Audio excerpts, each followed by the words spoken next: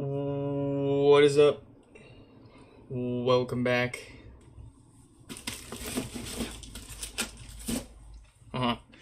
To another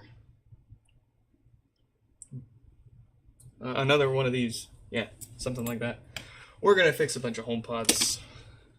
We're gonna start today off with a stinky second gen. One that frankly I've been putting off for some time now, along with a few other second gens, primarily because the issue has not been the easiest to diagnose and thus repair.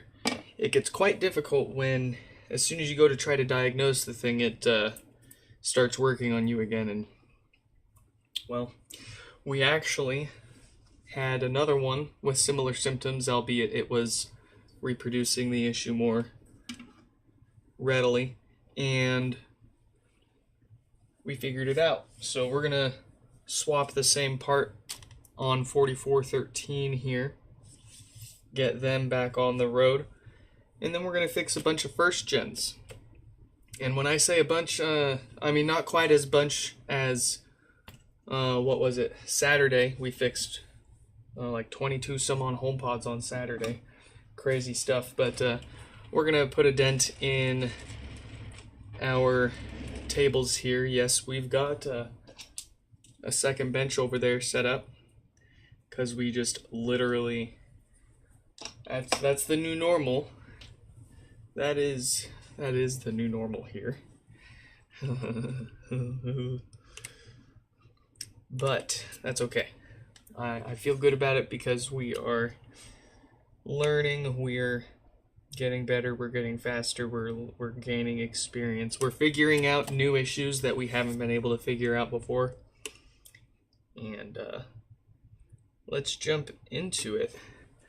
So of course we're going to start with 4413's second gen. We've got a whole bunch of first gens down there right after lined up.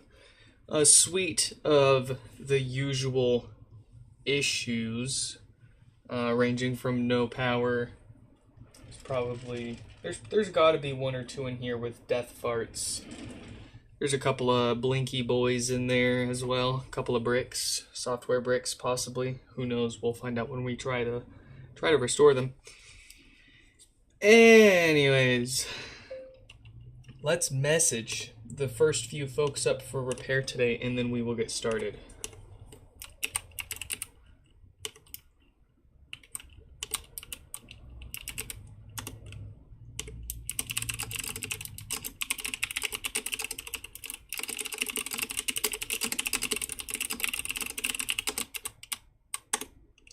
And then the next fella up is going to be Brian's No Power Pod 4747.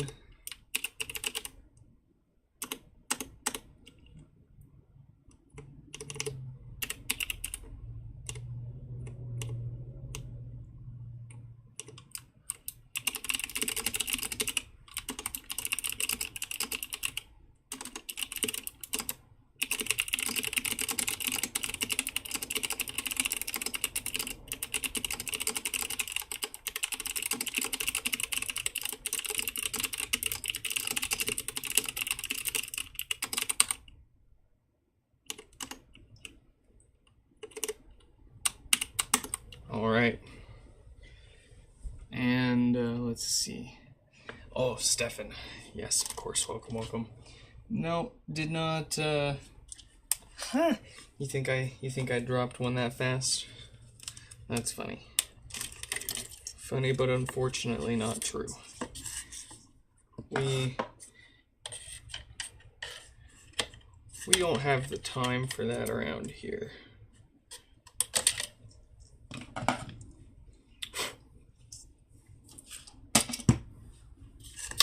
All right, now for the fun part, we gotta grab our bendy boy here, and let's get our other camera going.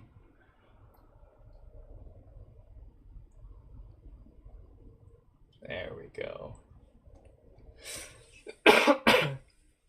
And we're gonna steal the T6 from this.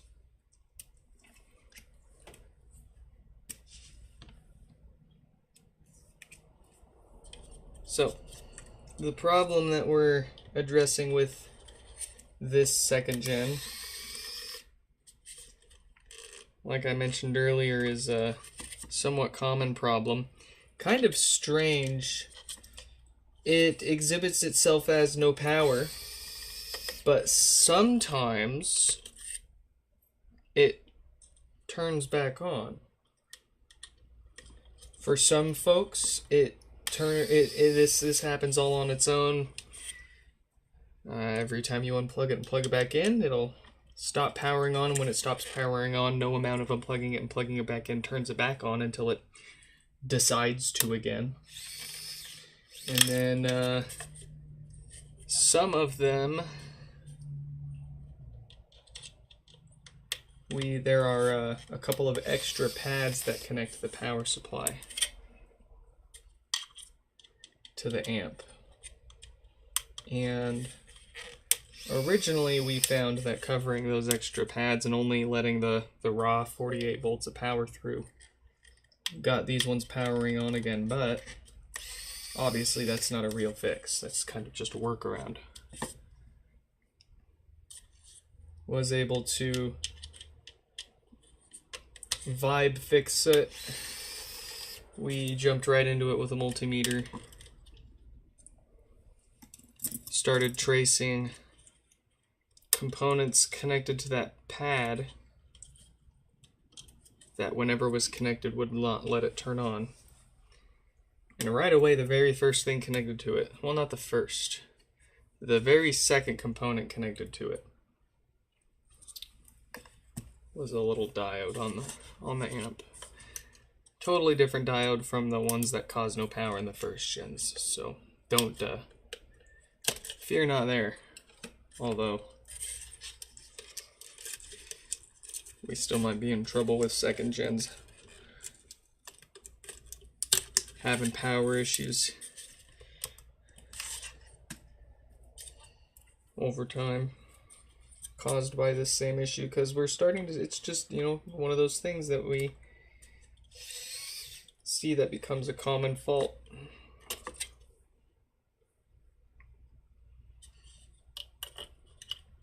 Start creeping in one or two at a time, and then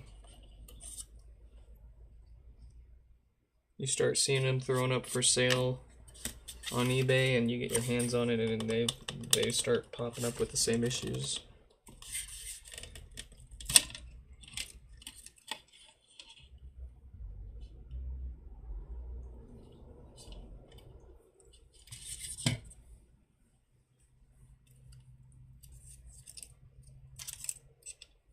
Alright, we don't need that anymore.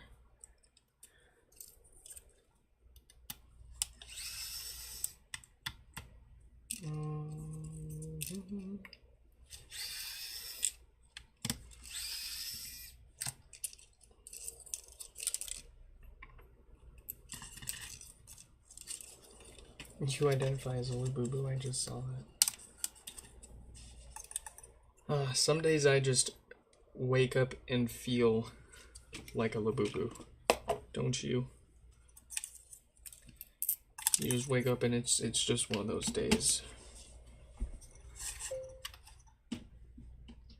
The WLA still hasn't sold? Yeah, I bet, because like no one outside of Serbia can buy it, because it'd be bonkers expensive. And with how much it'd be to have it shipped, it's a gamble. It's a great price of a gamble, all things considered. But how many people in Serbia are in the market for a risk like that?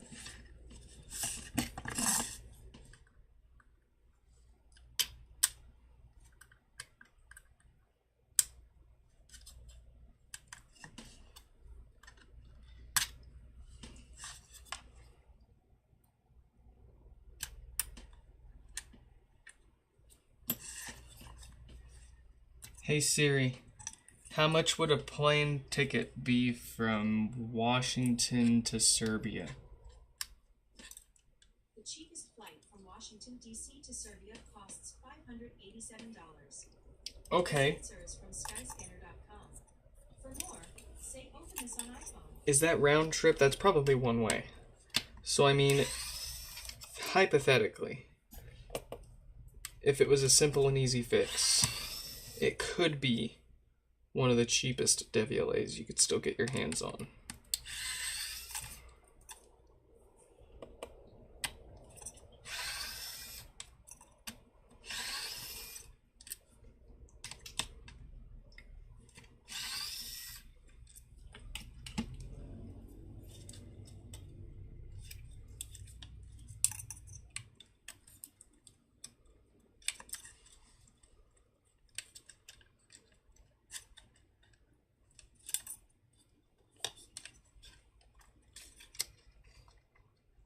Oh, there's one more right in the middle, of course.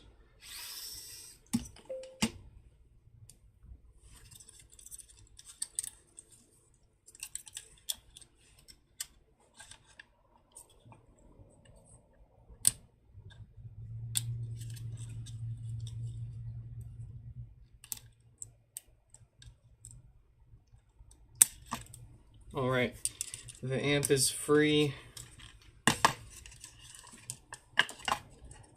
We got ourselves here a parts amp. Well, technically it works just fine. It's kind of sad to pick it apart, but it's the only amp that I have for a second gen that doesn't have the same issue that'd be worth pulling the part off of. So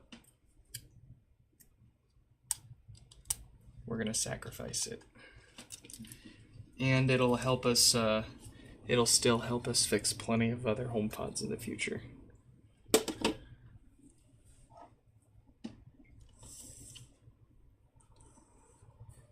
So we got to do the same thing here. Just rip all of this out.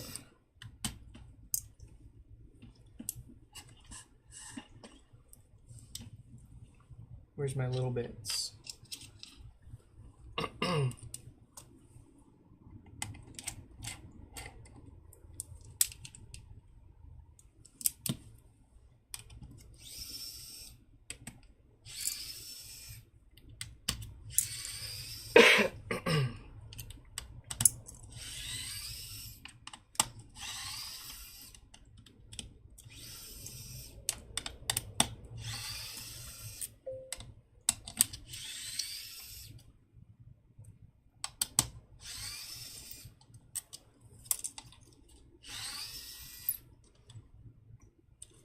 Any update on the new crib? Yeah.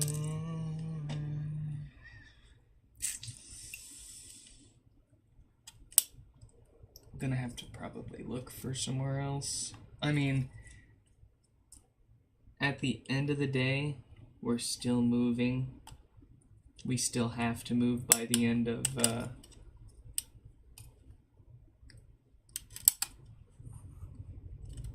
our lease in a few months here, so one way or another we're moving to another place. But it's probably not going to end up being the place that we were thinking and hoping. But that's okay. That is still okay. 'Cause we still have our plans.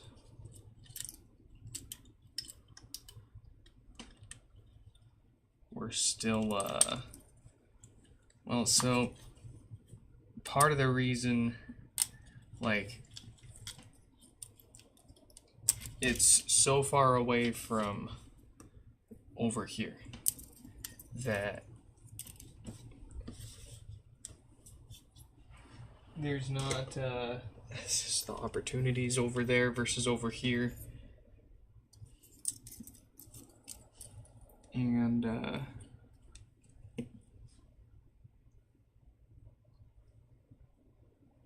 hold on, let's make sure that this is what we want.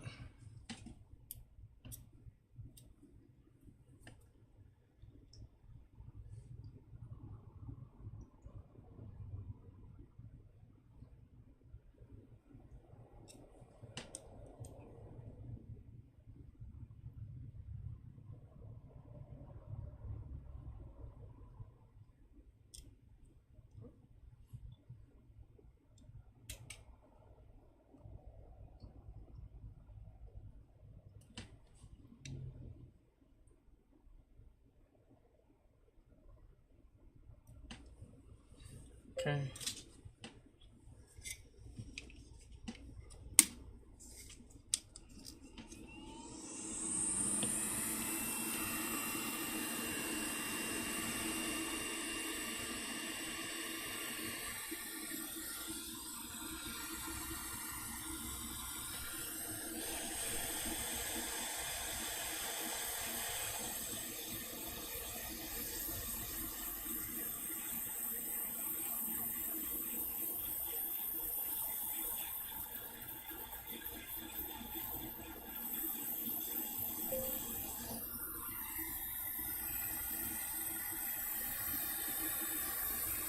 There's no chat filter.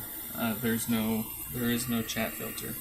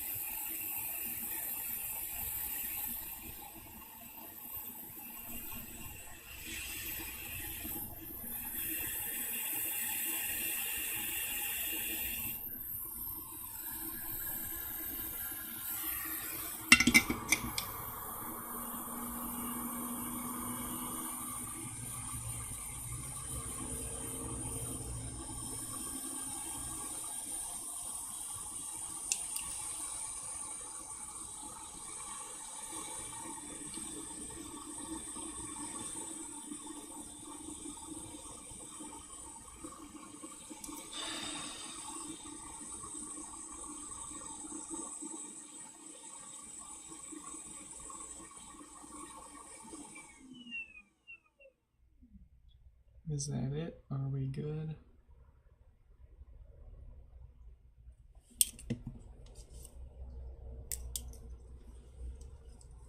Let me put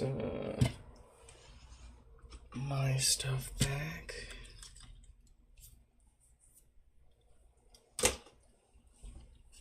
Let's get their stuff resituated.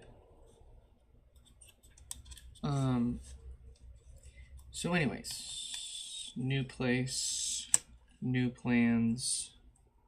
A lot of the plans that we originally talked about aren't going to change. It's just a matter of where we're moving.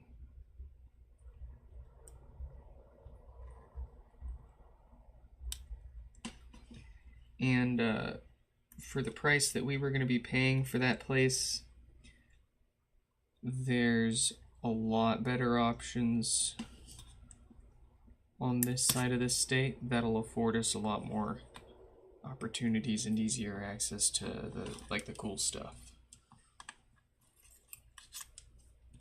And I just as nice as it would be to be closer to my my family, the thought of moving away from all of the friends and opportunities that I've got over here over the years. I mean, at this point, I've lived on this side of the state as long as I've lived on that side of the state. And it feels more like this side feels more like home than that side.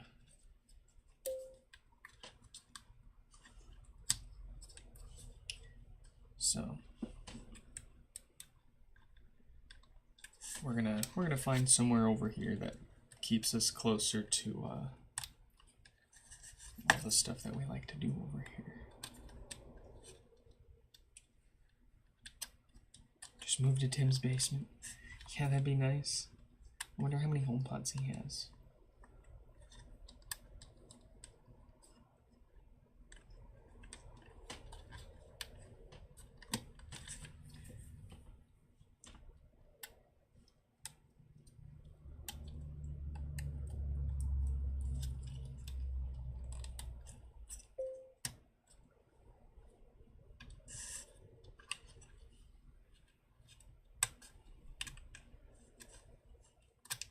better have a shed.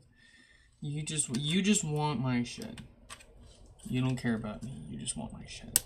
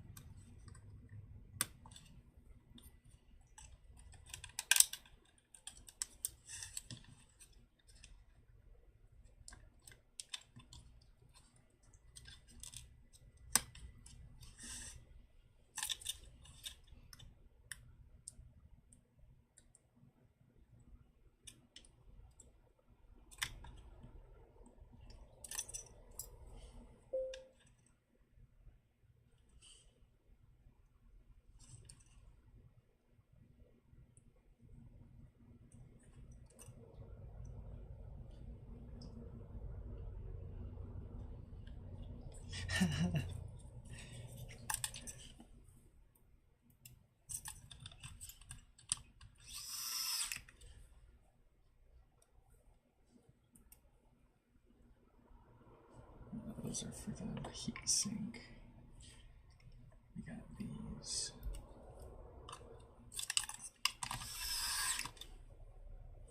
For our amp.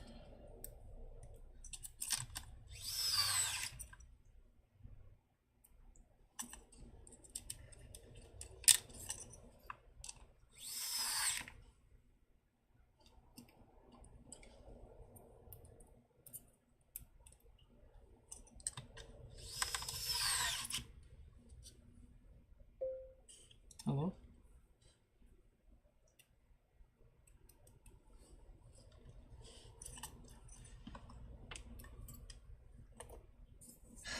You need groceries. I could show you right now, I genuinely do not have the money. I wish I did. I wish I could buy everyone's groceries. Nothing sucks more than going hungry.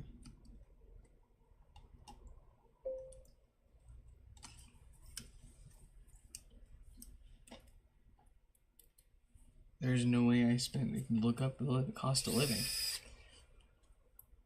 We live in an area that has some of the highest groceries and cost of living in general. Highest groceries, gas, all of it. It's just all around more expensive to live here. And I have a kid. Don't forget the little green goblin.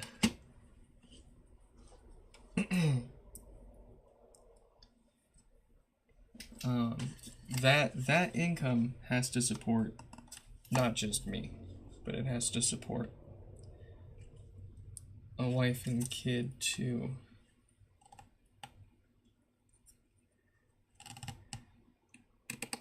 You little shit.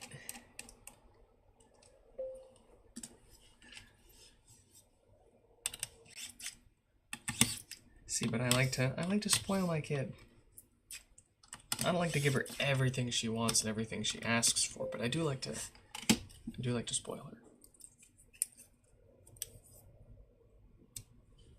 Give her an iPad and some tackies and she's happy. Not, I mean, that's not too far off most kids.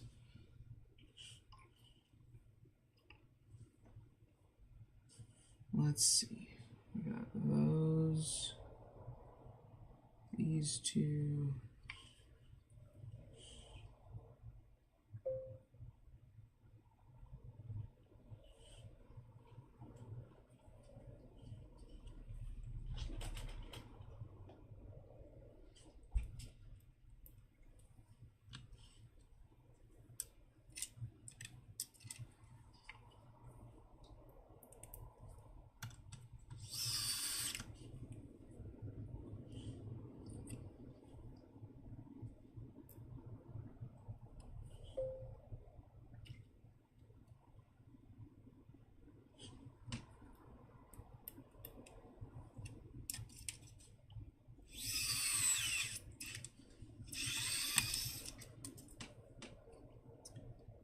Well, then it's gonna be, it has to be.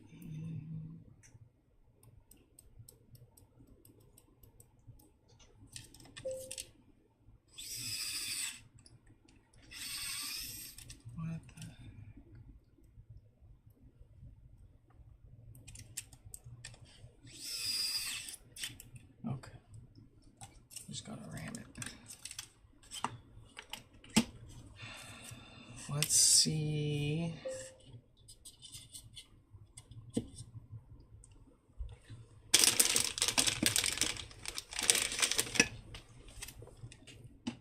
You want to give him everything you didn't have growing up? Yeah. I think it's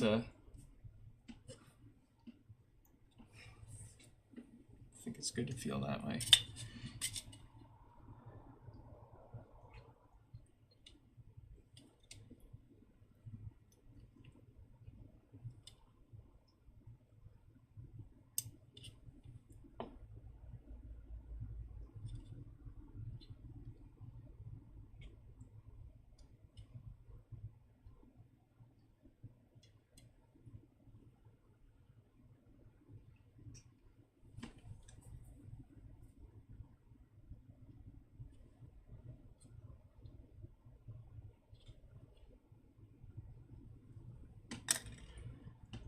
Alright, our secret sauce has been added.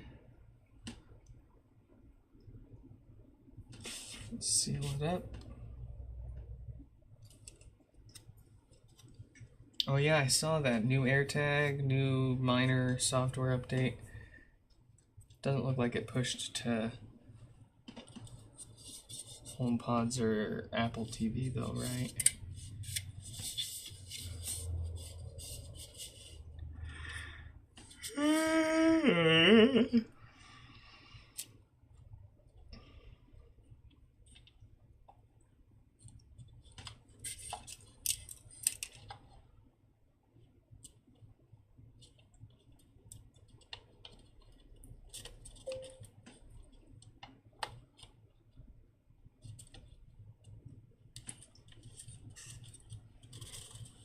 Oh yeah, and the new watch band. Can't lie, it looks great. I want one.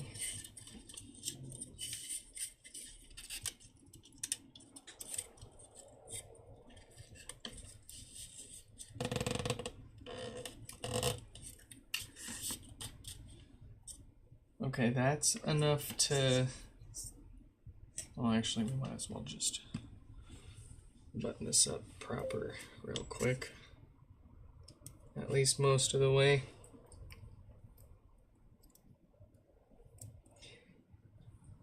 Yeah, I'll wait till they start popping up for less than crazy amounts. I'm sure they'll go on sale soon somewhere.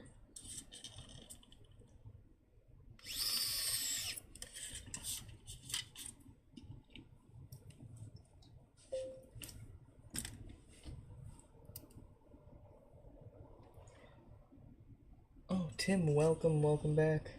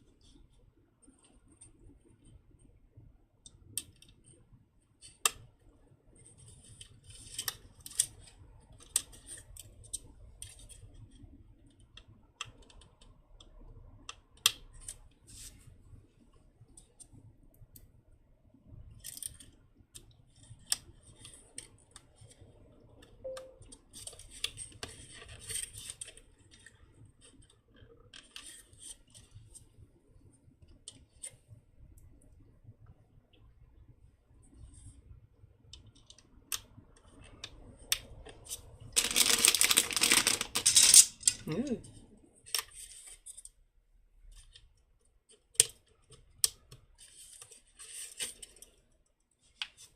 Okay, can we zip those in there?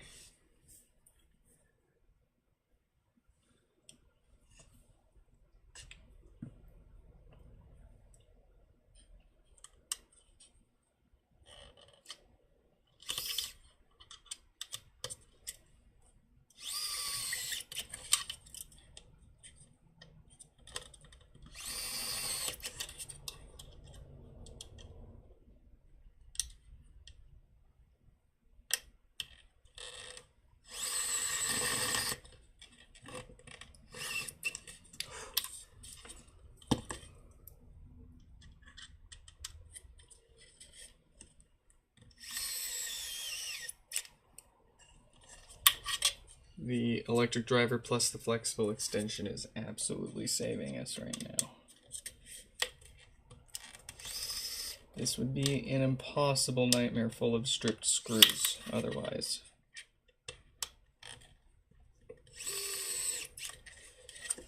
And even with all of this, it's still not the most trivial setup to deal with.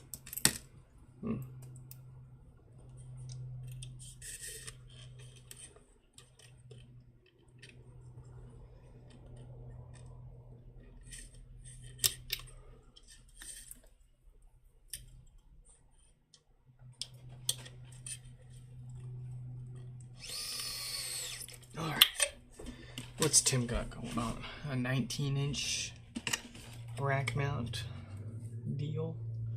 I see. Alright, see.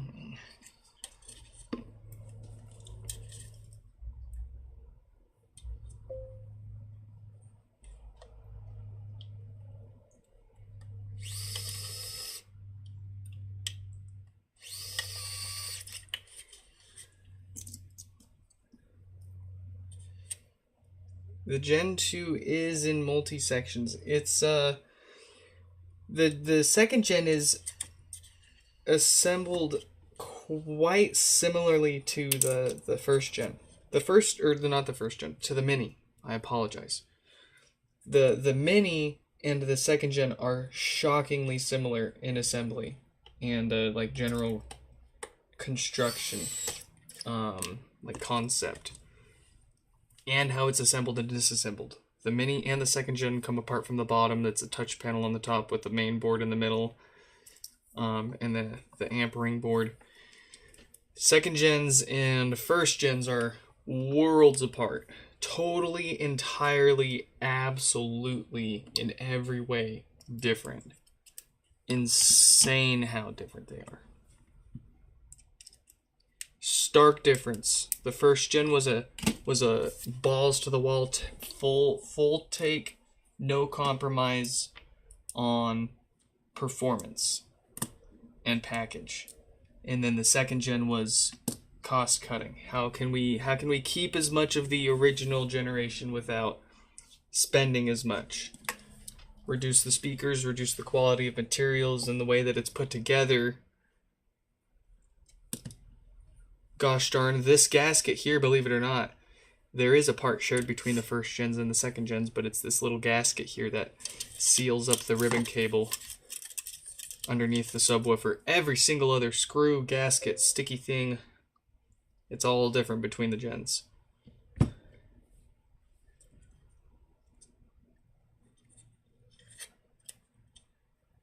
And I was the first one to show you all when the second gen was first released. Years ago. I went out to bet. I pre-ordered one with my own money. And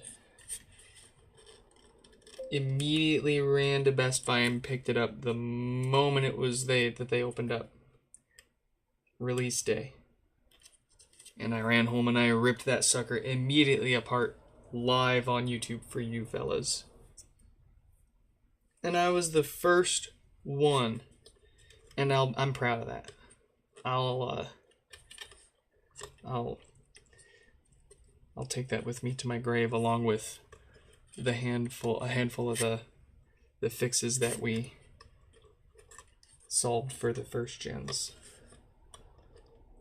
As we struggle with connecting a subwoofer, as we struggle with simply plugging it in. Good grief, there we go. Yeah, deceptively easier to work on the second gens are than the first gens, but once you get down to it, you start to miss how the first gens were put together more and more.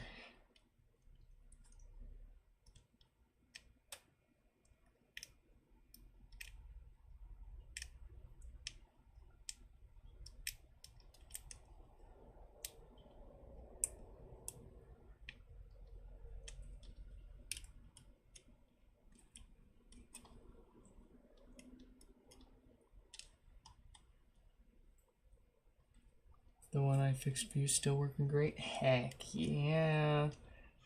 That's why we do it. I wouldn't have offered this as a service if I didn't think that they weren't great speakers that were going to last long after the fix. I'm not in the business for a quick little short-term profit. I want to fix the planet for the better. And there's nothing wrong with wanting to make a living doing that.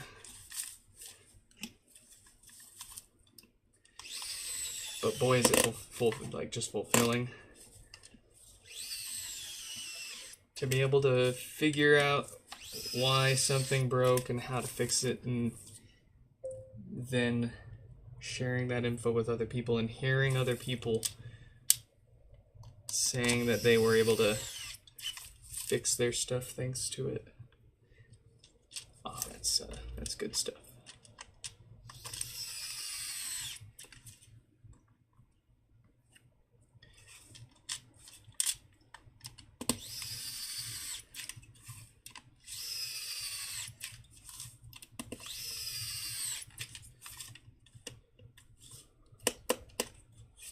Okay.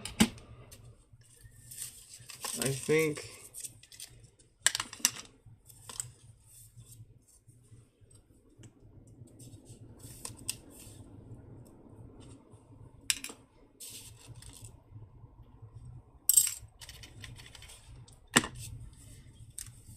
that's good enough to sanity check.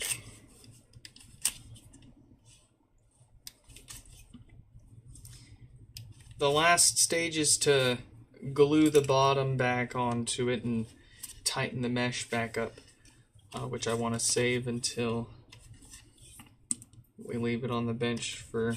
We'll leave it on the bench overnight. That should be enough time to make sure that it is fixed before we ship it out for him as soon as tomorrow. If we can work through the rest of these quick enough and not take up too much time.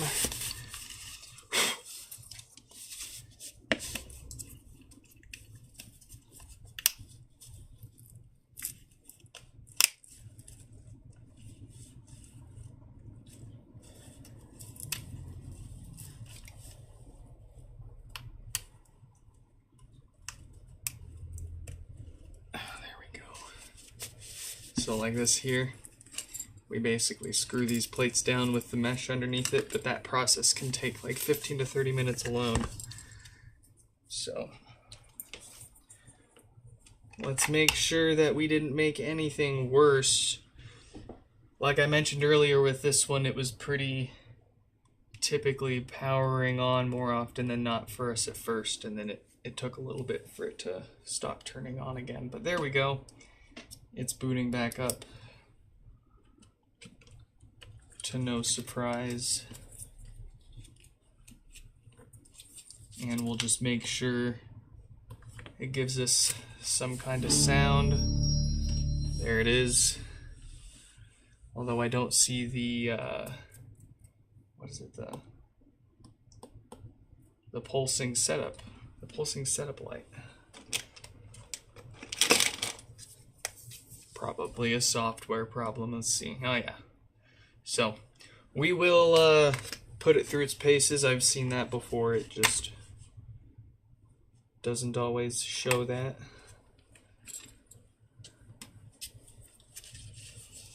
We'll set this to the side. Come on. Come on. Am I fixing minis now too? I'm willing to take on a mini that can be fixed. So stuff like no power, we can usually fix that. What we can't fix are the ones with touch issues, because that requires a replacement touch panel, and we don't have a source for touch panels for minis.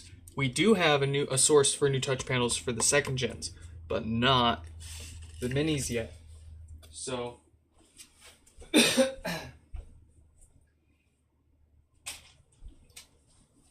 I'm gonna put this over here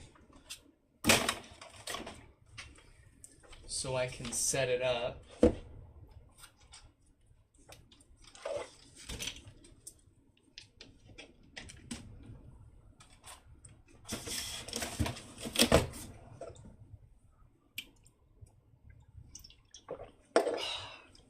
I want to test it while we're working on the rest of these here. Okay, how long did that take us? 42 minutes, good grief. Okay, we got a cruise, we got a blast, we got a fix. We got Brian with no power. Let me get that one set up there.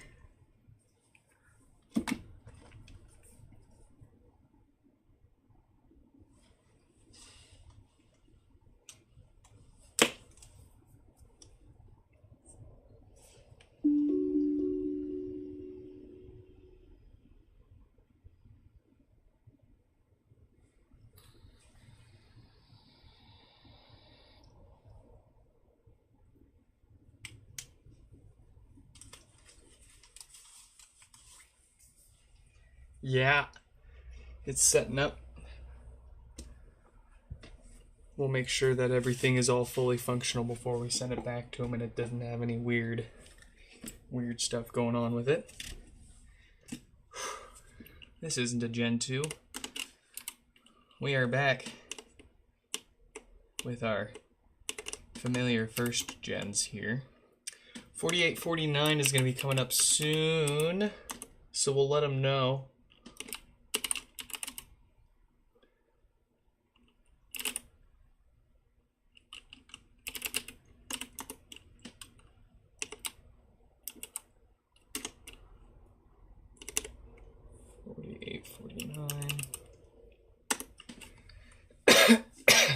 All right, we are ready.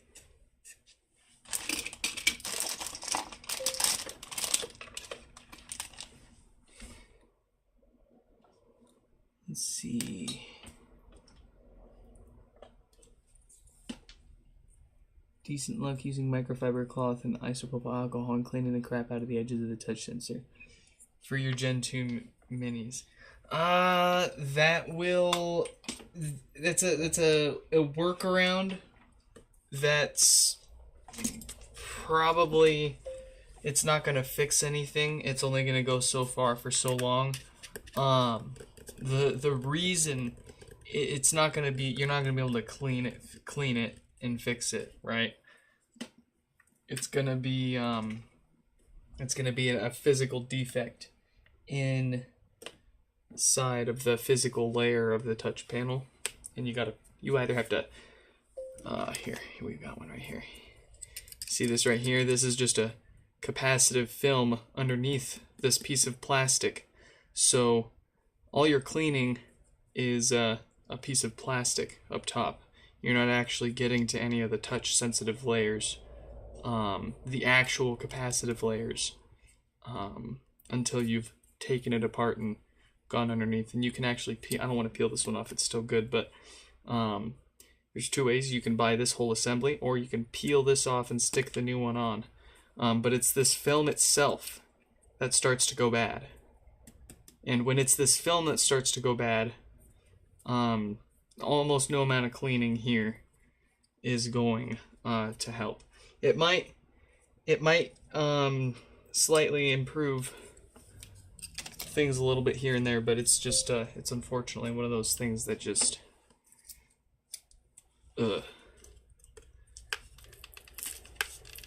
Well, anyways, before we crack this open, I forgot to look at the power draw. That usually gives us some obvious hints.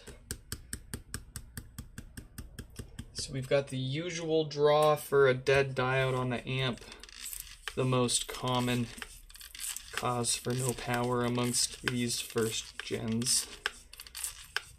Oh, you know what I need? I know what I've been missing. I need my beans. I need my coffee.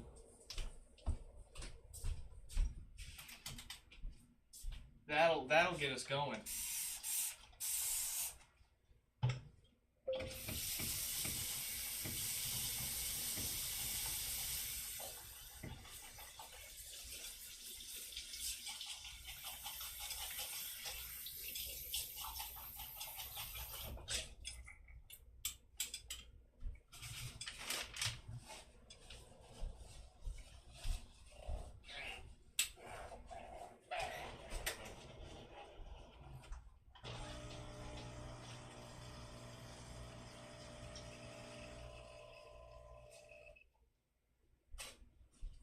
Give me my beans! Come on! I could have fixed 3 HomePods in this time. Give me my coffee.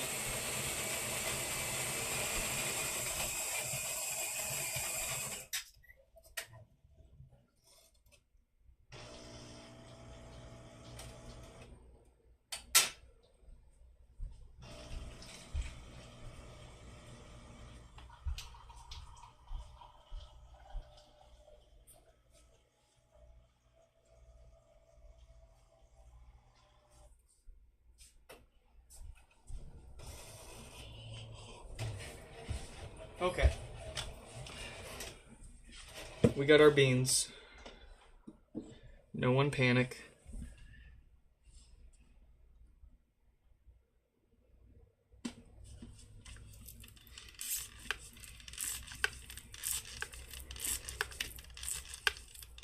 Yeah.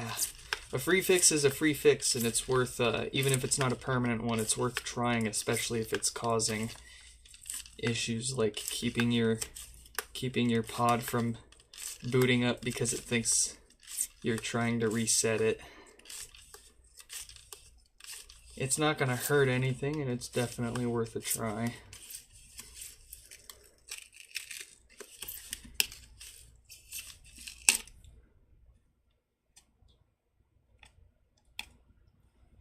But the real ghost is underneath.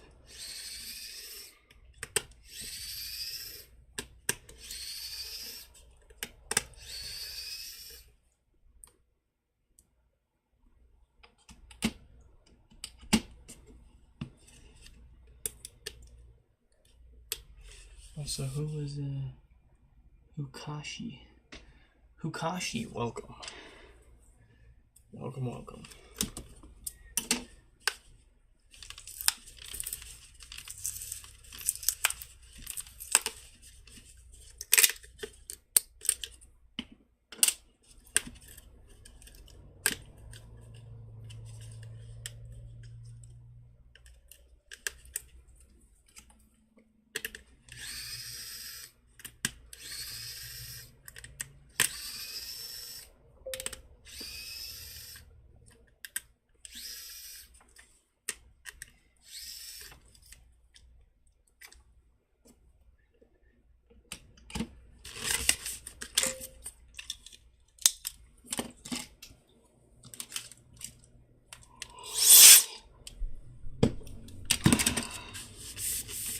Let's get that real dusted.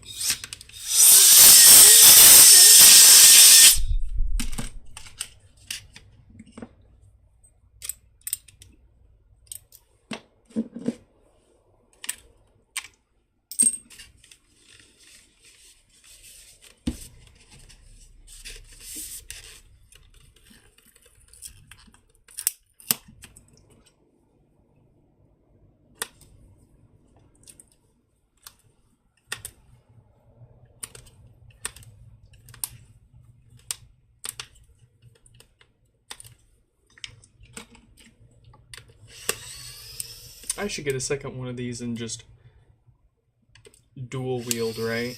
I'd cut the time it takes us to tear these apart and put them back together in half, in theory. Because that's what we spend most of our time on these, is turning screws. So if we had twice the screw turning ability, could we not?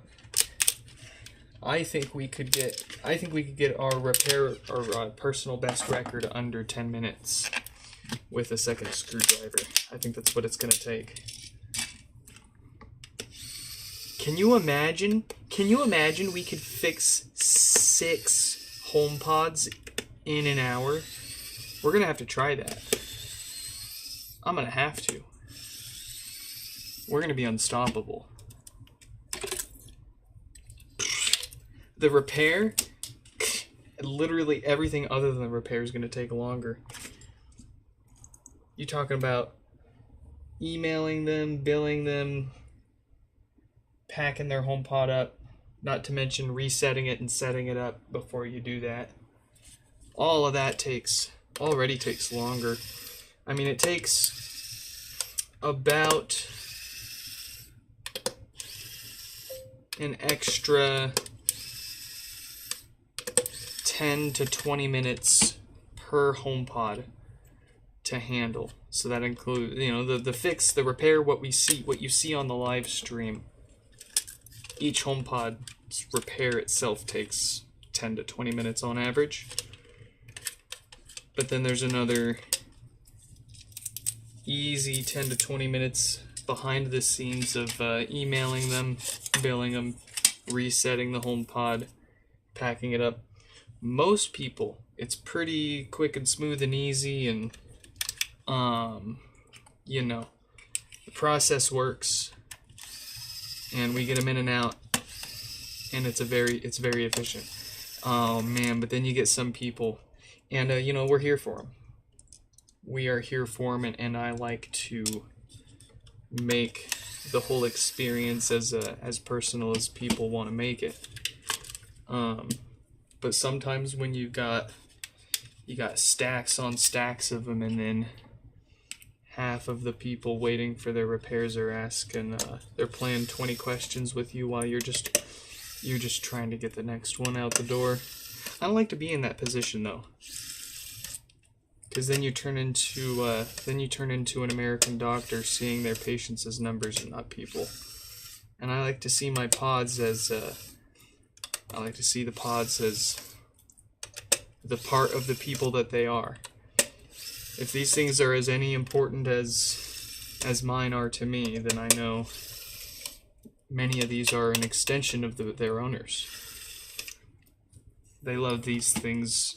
Many people love these more than their phone or anything else. It's crazy. But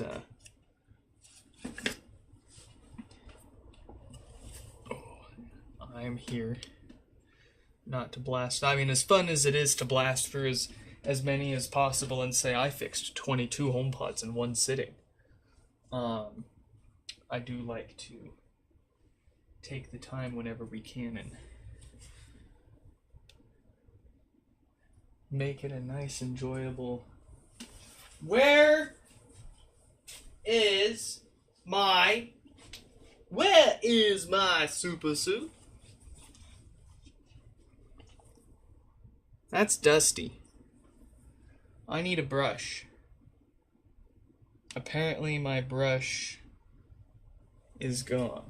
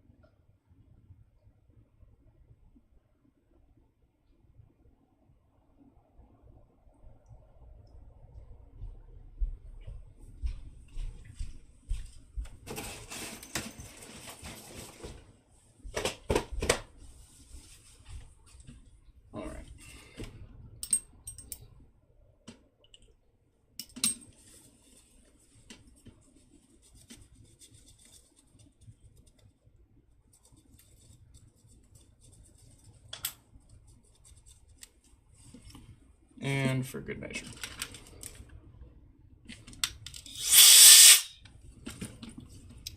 Okay, that is a lot better.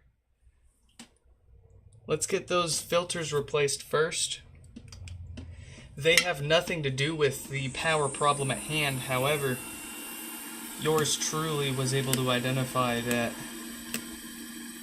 these filters were what were going bad and causing everybody's death farts and all sorts of bass issues. It got to the point where we were seeing ones test fine and then going bad in a short matter of time, so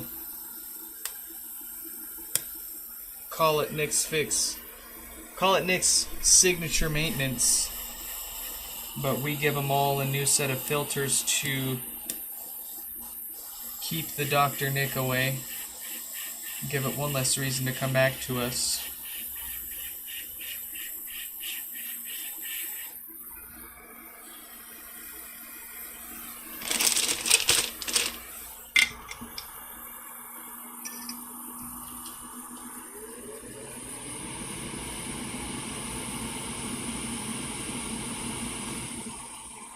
Well, you goofed and wrapped your power cord around it while shipping. Hopefully you didn't mess it up. Oh, it should be fine. It should be fine.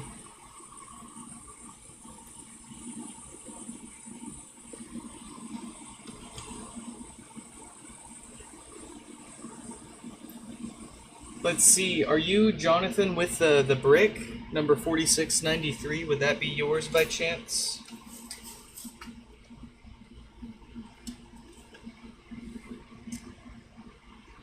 We'll give it an examination.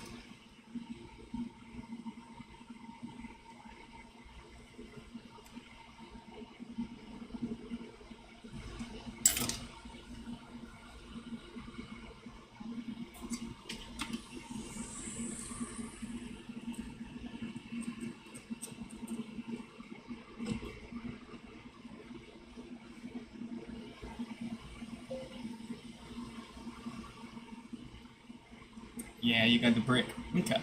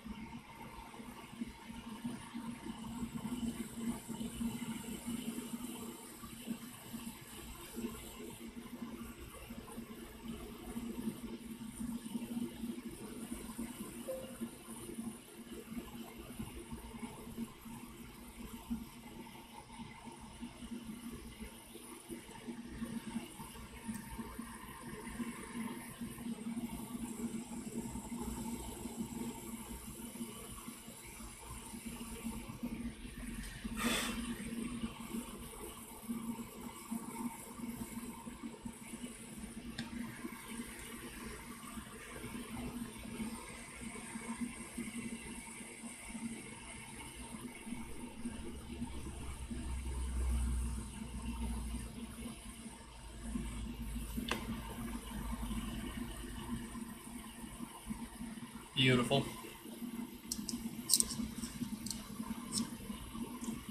Okay, with a new set of filters out of the way, let's fix the actual power problem. There's our diode. We look out for a certain date range there. It's got the 48K date code.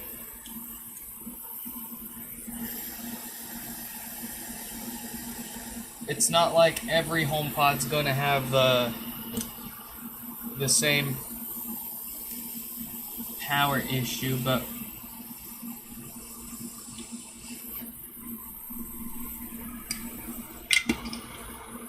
thankfully it's one of those problems that tend to stay to itself if and when it happens. Doesn't cause any more damage. Doesn't cost any more or less to try to prevent or fix when it actually happens, so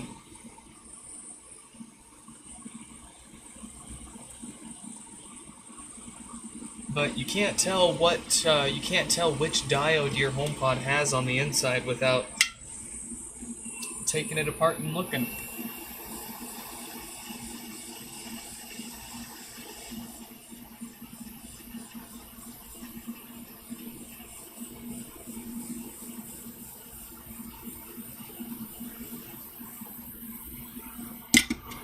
And at that point, you might as well just replace it. If you've taken it apart.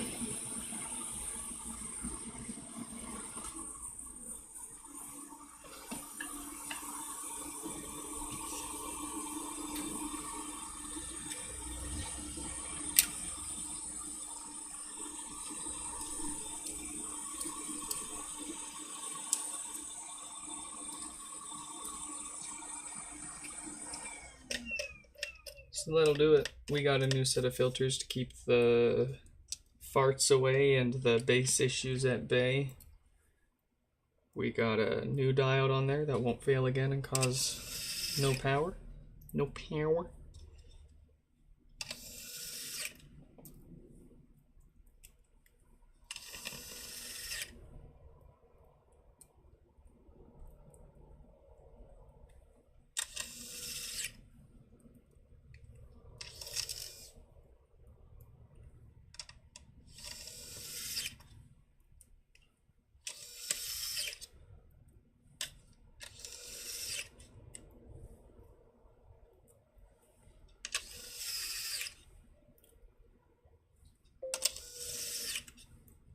Jay, what is up? Welcome back.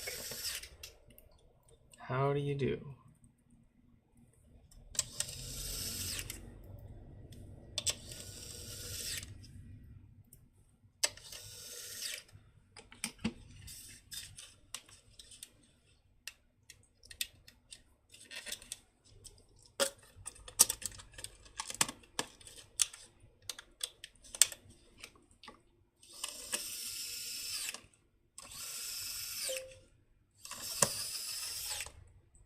Haha, gotta get it in.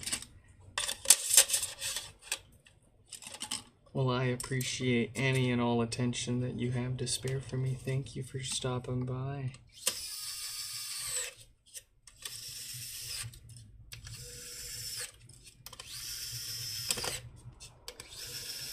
I hope the day treated you well enough and it's given you a good reason to lay down and get some good rest.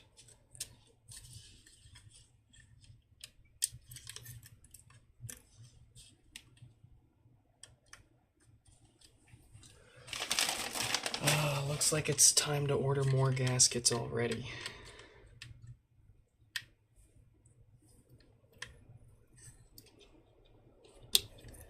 I am quickly buying out all of the supply based in the US and having to start looking at overseas options again. Unless I want to start charging more for each repair.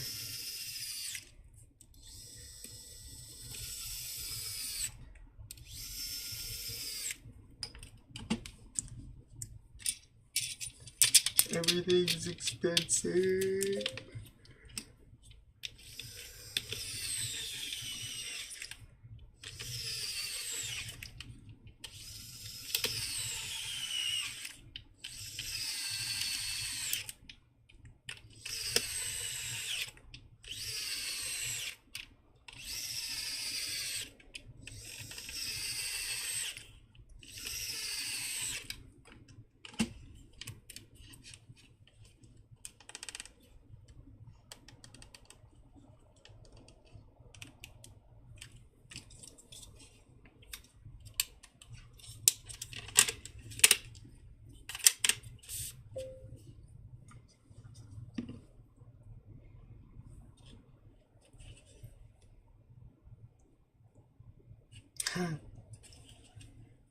Sent me an email about shipping.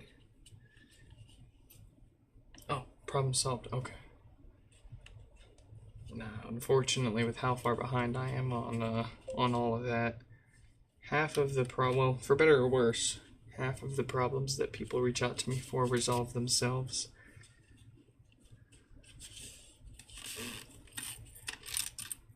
Usually, someone somewhere is taking longer than usual to move something along. And sometimes the universe is just waiting for you to ask about it. Sometimes all it takes is for you to just ask about it, and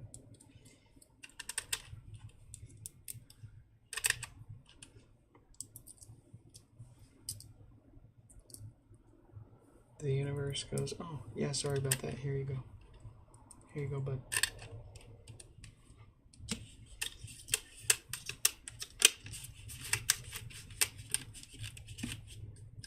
Tracking being weird.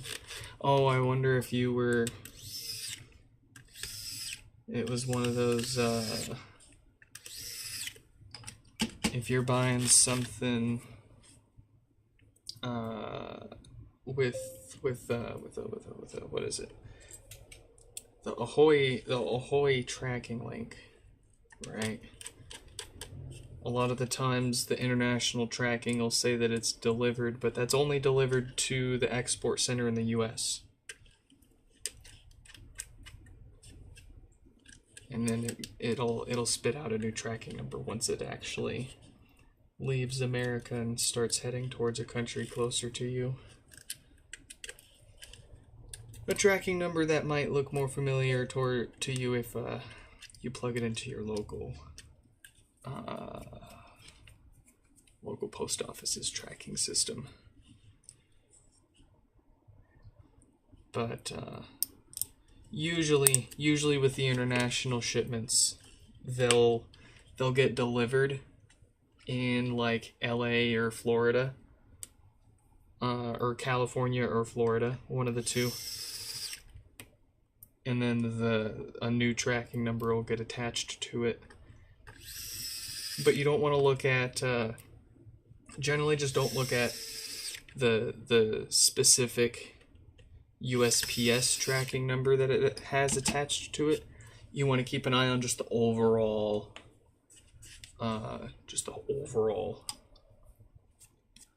link. Like, don't copy the USPS tracking number and paste that and follow that, because that's only going to get you until it leaves the US. But as you said, sounds like it solved itself, so all is good.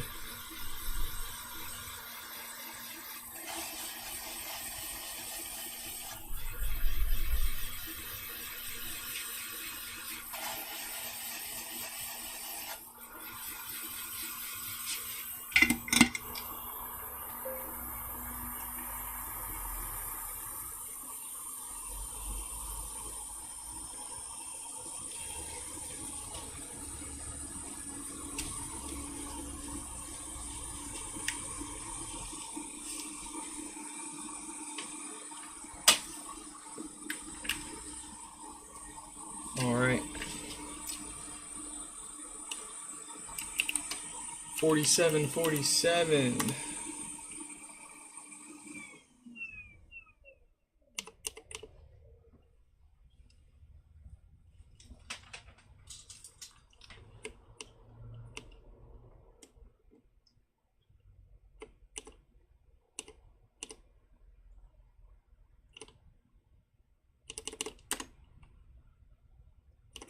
Your HomePod is about to reset. Keep pressing until you hear 3 beeps. Oh, don't do it yet. Please, wait. I'm having trouble connecting. Beautiful. Alright, let's bill them real quick. They had standard shipping, nothing extra.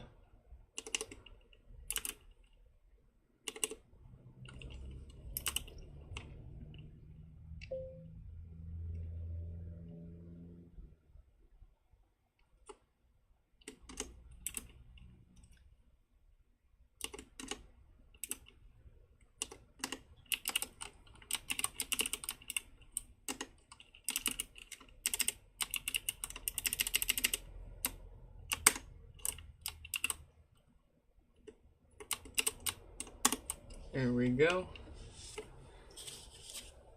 Mark it off. And let's get the next one up here is going to be 4849, no power. Evan is coming up soon, so we'll let him know. 48-42.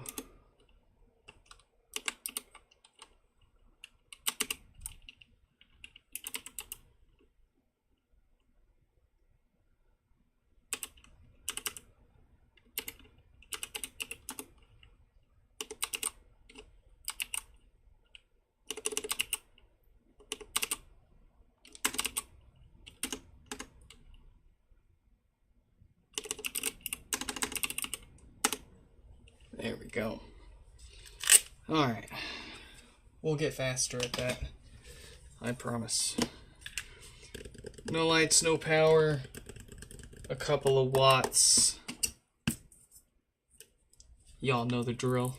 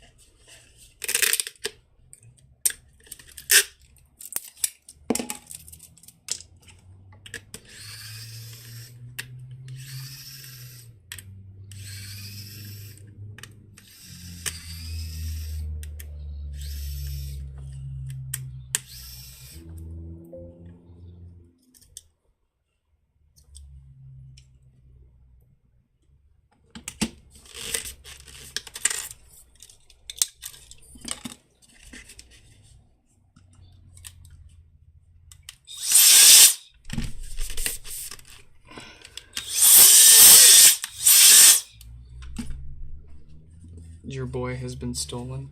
Well, go make a movie out of it. Go find your boy. Steal him back.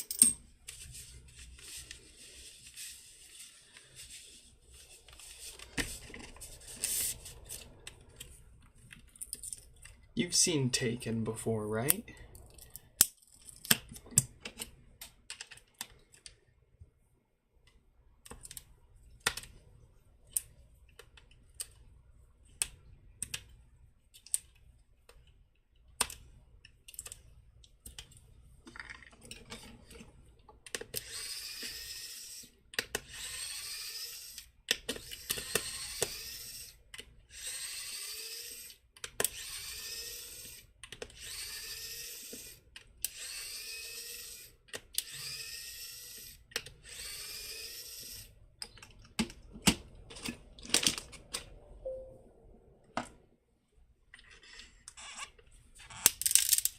Oh, thank you.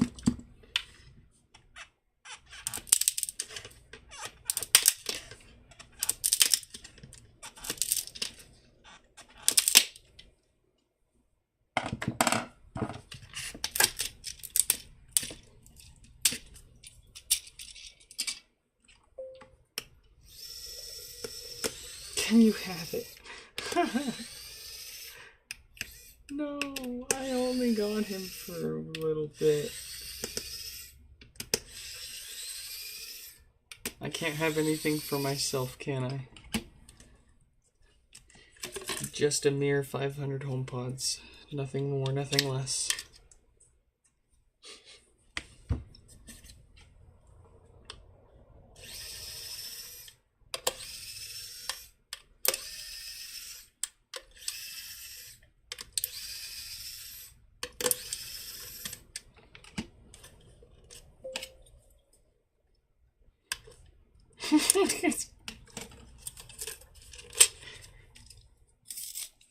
If you couldn't tell, that was a Swedish laugh.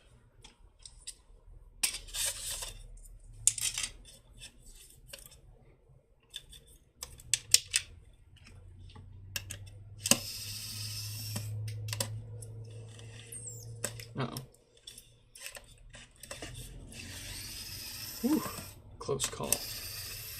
Almost snapped a screw off there. Almost had a catastrophe. You can't have that.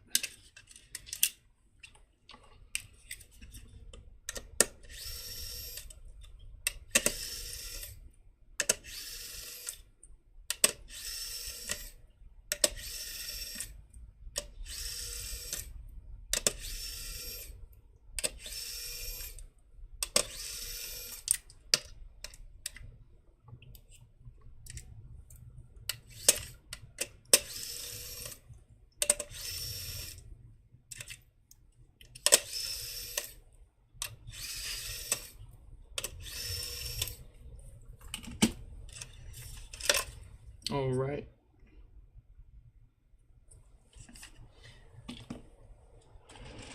You know the drill, and if you don't, it is the Miniware ES15 electric screwdriver. So what we got here is the amplifier board. We'll give it some new filters to keep the death farts and bass issues away, and then we'll flip it around and actually fix the power issue with a replacement diode. Much higher quality, much better, faster, stronger, better, and stronger, and higher quality.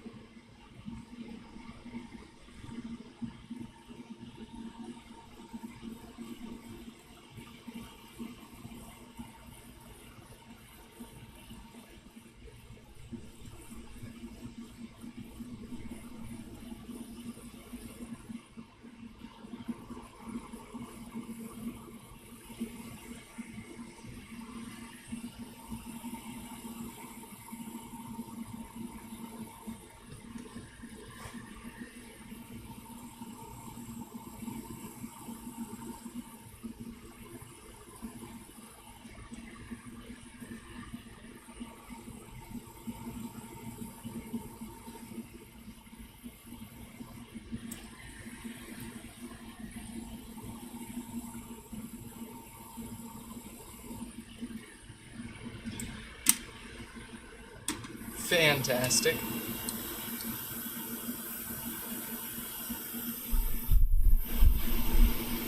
Where does all this hair come from? I have none. It's not fair.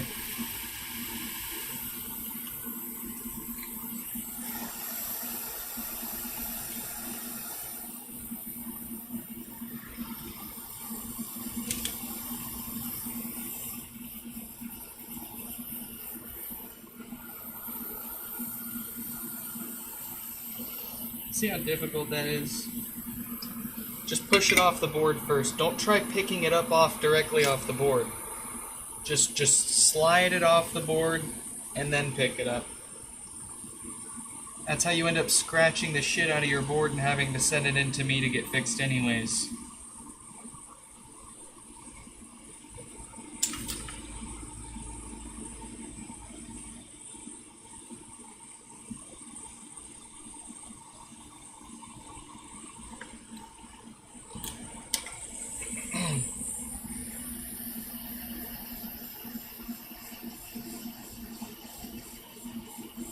What's that liquid you put on the board is a common question I get. Would you believe me if I told you it's the limited edition clear Oreo filling?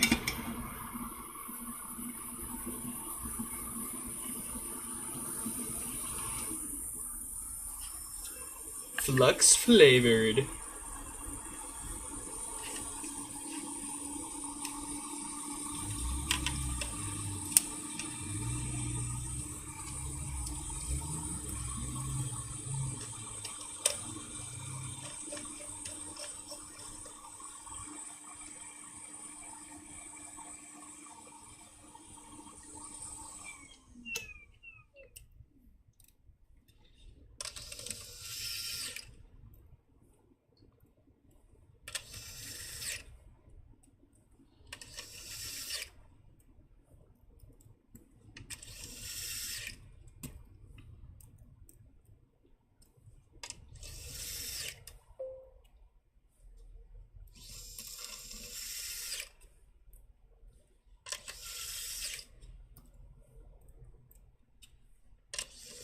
Yeah, no, I gotta go to the grocery store once every 3 days to buy all of their limited edition Oreos with the clear flux filling.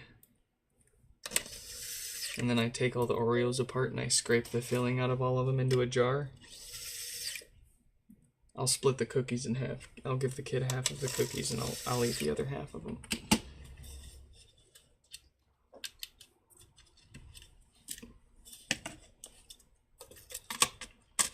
Well, see, it's not oily when we scrape it off the Oreos.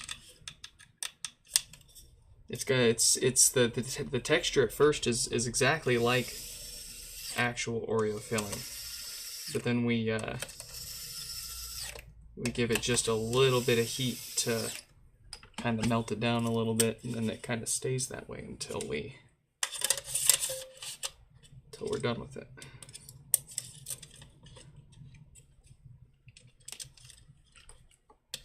Y'all seen that freaking fake pearlescent Pringles floating around and the Terminator Judgment Day Skippy peanut butter? Oh man. Awful. Awful, awful, awful.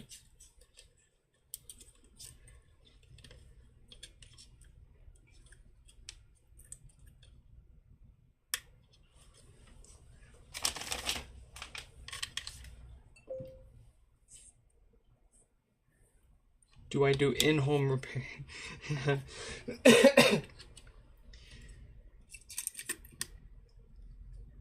If you're asking, big guy.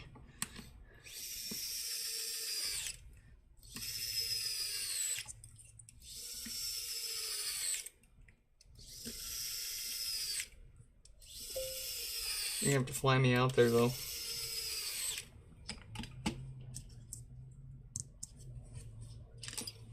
Or let me rent a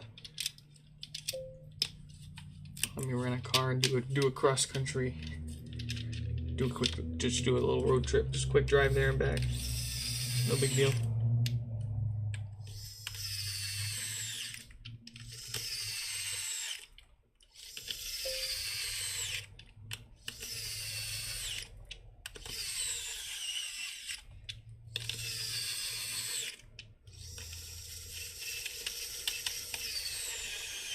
Yeah, there's a fee associated with home calls and remote services. If you need me to come to you, it's a $2,000 upfront charge. But if your cats are functional and I can pet them, then we waive that fee. As long as I get some time with the kitties, then we're happy to work something out.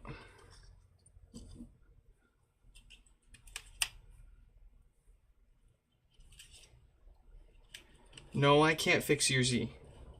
Well, I can, but I'm not going to. I gotta fix mine first. I gotta find me a transmission. I gotta find me an FS5W71C 5-speed transmission.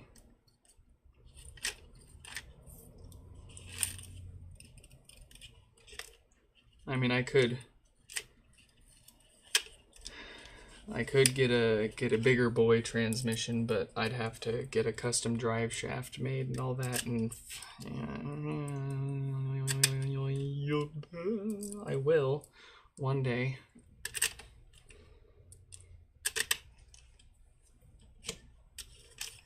Or I could just get a welder and make my own. But that's how your projects pile up and nothing ever gets done, and then you become a hoarder.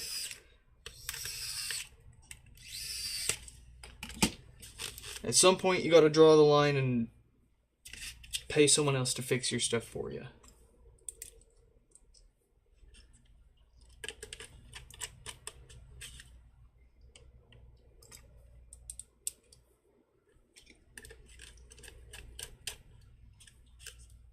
But what do you do when you can't find anyone else to fix that stuff? What if everyone you've tried to get to fix your stuff has just made it worse? Then you just gotta fix it yourself. And then you're engine swapping your Z in your garage for the 5th time because the shop that's named after the damn car can't do it.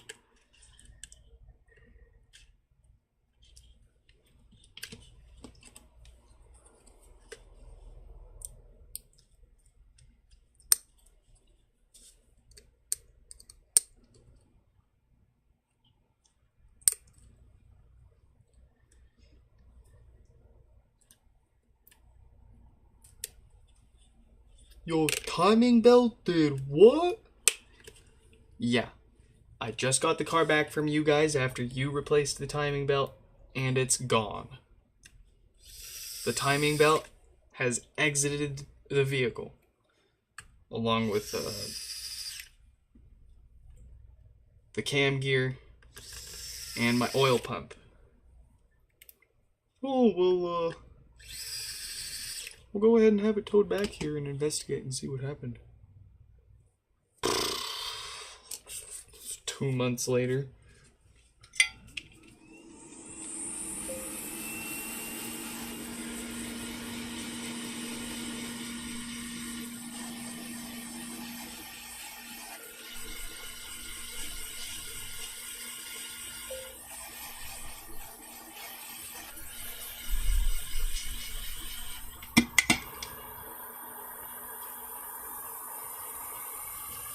At least I have an excuse.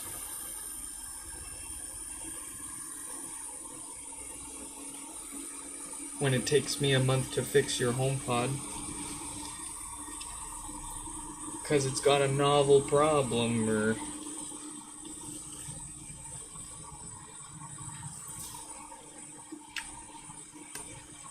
Well, heck, to begin with, I don't have a garage full of other people helping me. I'm kind of doing all this by myself. It'd be pretty nice to have a garage full of mechanics helping me. We can get a lot done around here.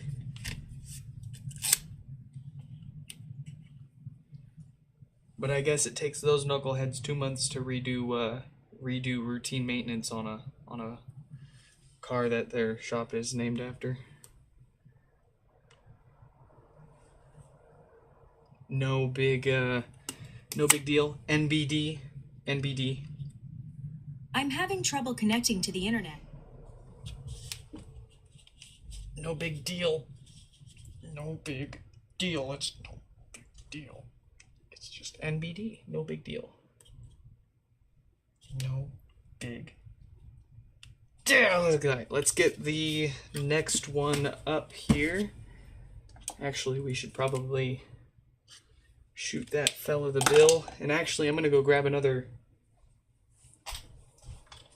bowl of beans. A bowl of boiled beans.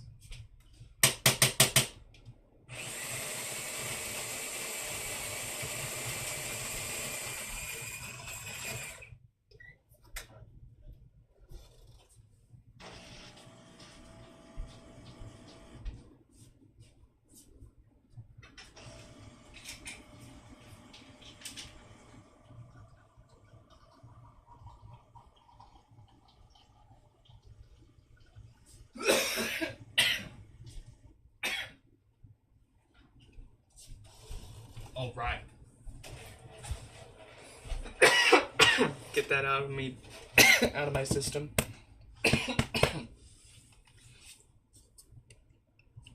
So,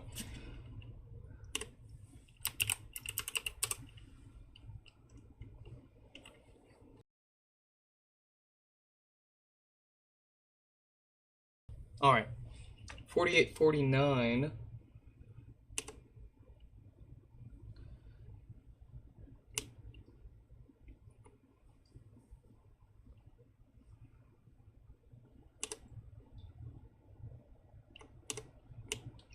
We got them standard shipping, nothing extra, nothing special. Okay.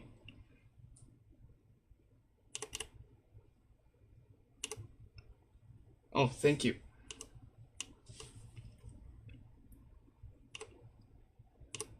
All right, let's send them the bill and get the next one out of here. They had the usual dead diode, standard shipping.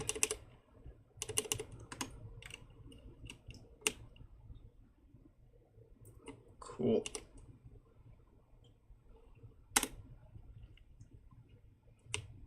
All right, it is Evan's turn. Evan has, you guessed it, no power. Dave is coming up soon with 2 no power pods. We'll let them know that they are fast approaching so that they've got time to join.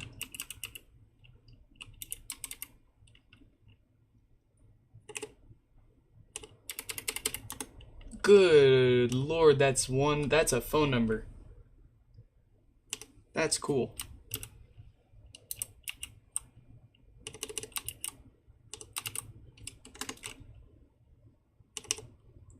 Let's see, Dave, X2.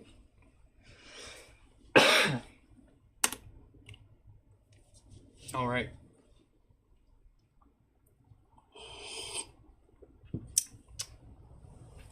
What have we here for Evan's no power pod? No lights, no power. The usual draw from the wall for... Is that a broken HomePod being sold on eBay? Oh, it's an auction. I haven't been able to place a bid on any auctions on eBay for literally like 2 years now. I don't know how they operate for so long like this, but they introduced this new thing where when you place a bid, it asks you what payment method you want to use instead of just placing the bid for you, and when it ends, if you win, then you pay for it and you choose how you want to pay then.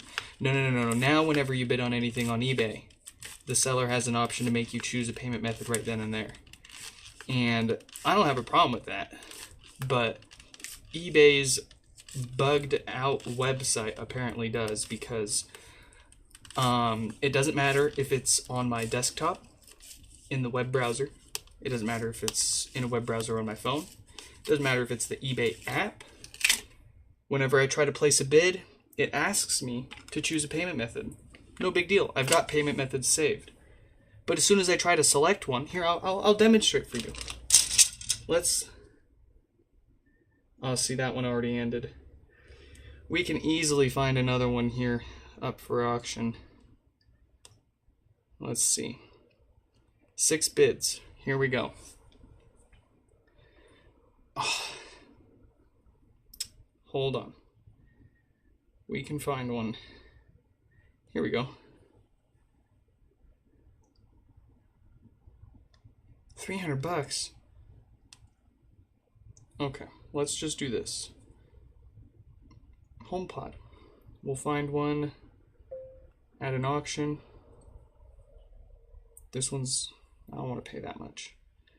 I'm not going to get any of these. It's not going to let me actually place a bid on any of these, but in the off chance. So I hit place bid, and here's what it does. Let me change the shipping address really quick so you can see it.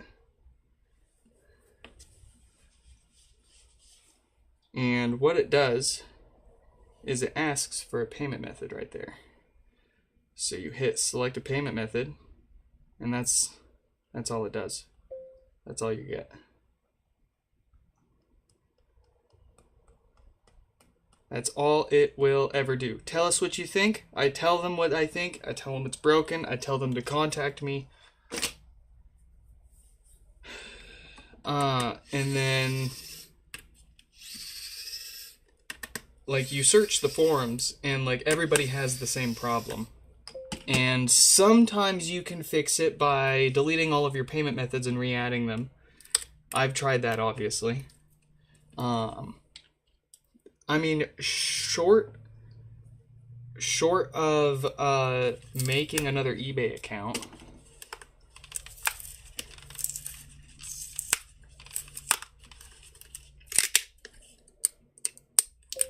but I know I'm not the only fella cursed with this issue. It's been there for so long, and it's a bug, something to do with your account, but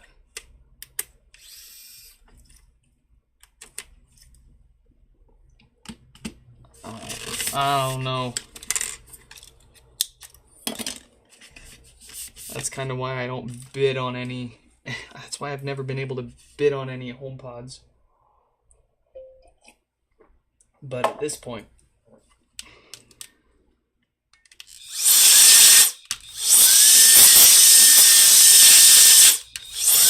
I'm happy to leave those for other people that want the deal and fight over the ones that are up for buy it now.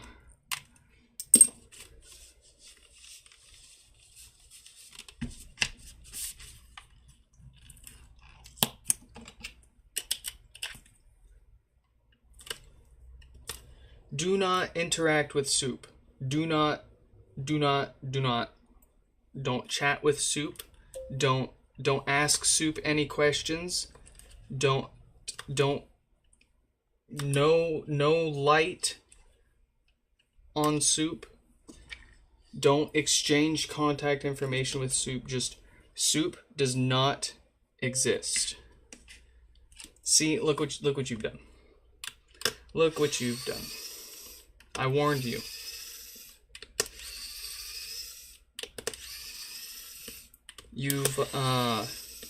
The bear was hibernating, and you have awakened the bear. The bear is now, well, he's going for your mom, I guess.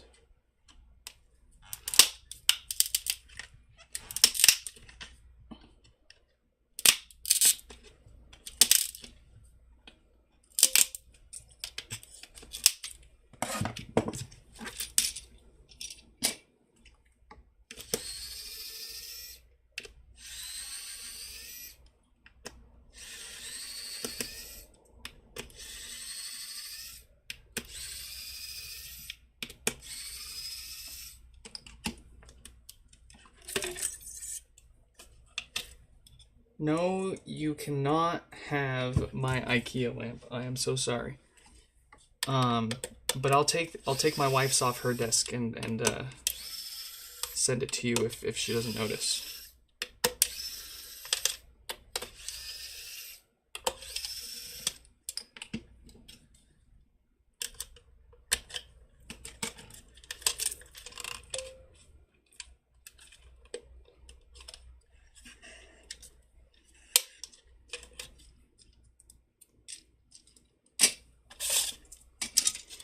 There aren't any broken HomePods in the UK because I know the two people that would be buying those as soon as they go for sale for a decent price. Any parts pods you see, or any parts that you see for pods for sale in the UK, chances are I know who's selling them. And they're the same guy that's gonna be snatching up any parts pods that would go up for sale as soon as they pop up. Not nearly as many over there in any case.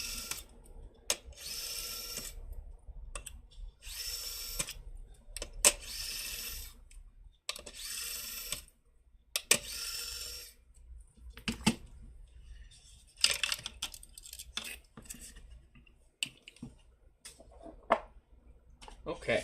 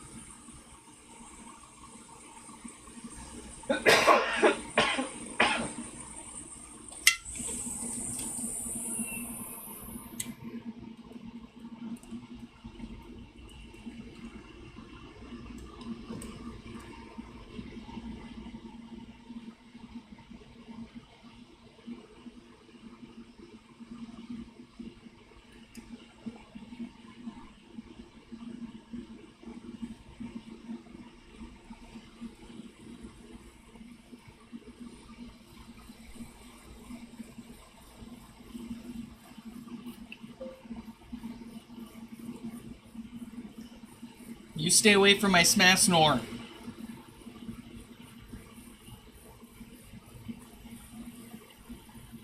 Get your own smash snores.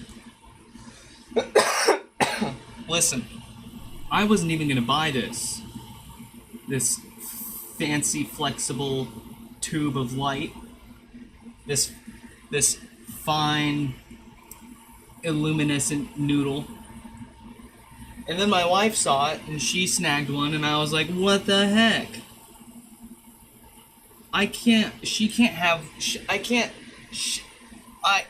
So I grabbed one for myself.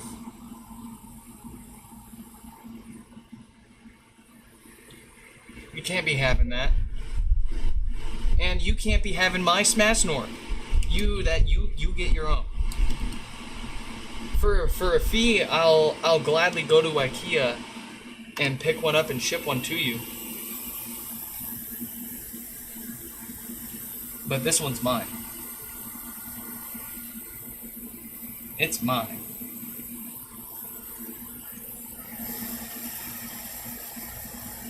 As my kid would say, it's mine.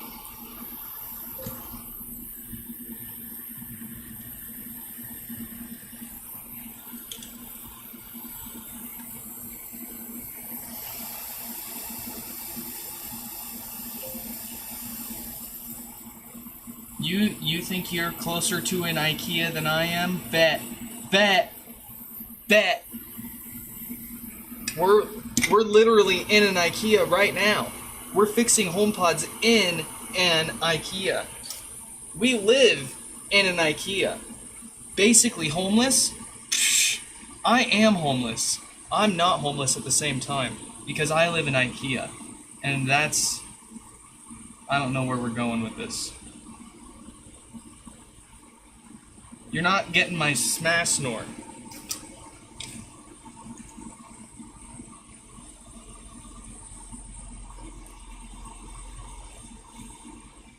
I fought multiple moms to get this smash snore.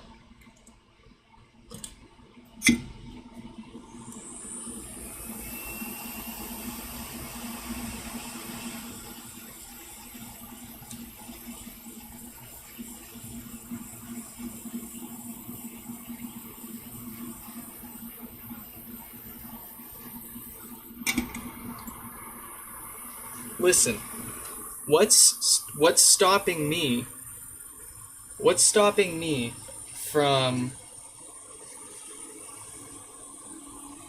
buying another one of these and sending it to you and pretending I sent you mine? Are you susceptible to that kind of emotional damage? That level of cheating? Or would you be okay with that?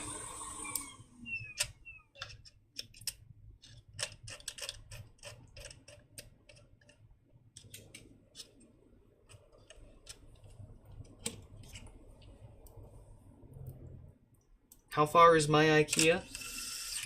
A friggin' spit and a throw, okay? How far is yours, big boy?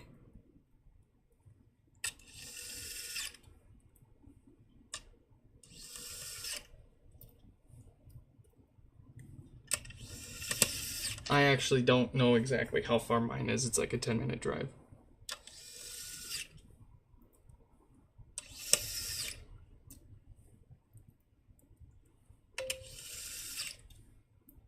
You have 5 you okay, fine. Fine, I concede. That's pretty close.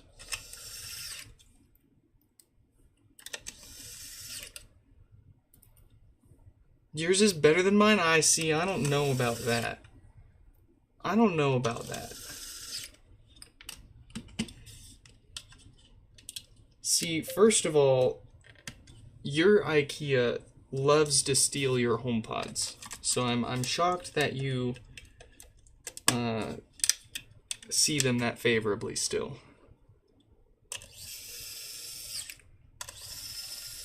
Second of all, it didn't have my Smash Snore. It only has the ones that you have. My IKEA has my Smash Snore, and that's why my IKEA is the best.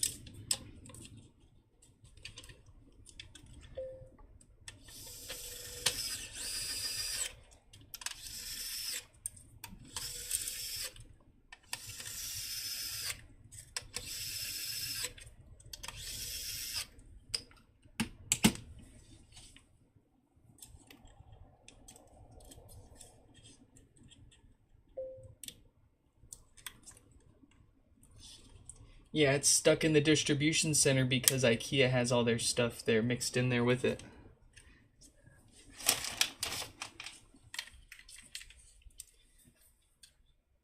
Your local IKEA's clogging up your local USPS distribution center and holding up your boy.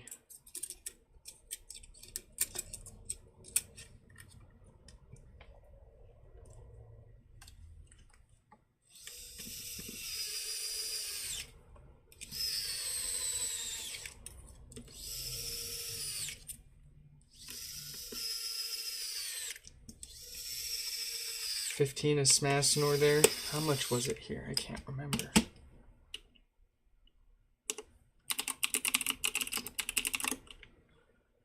$25. I paid $25 for each of these. Don't tell Stefan.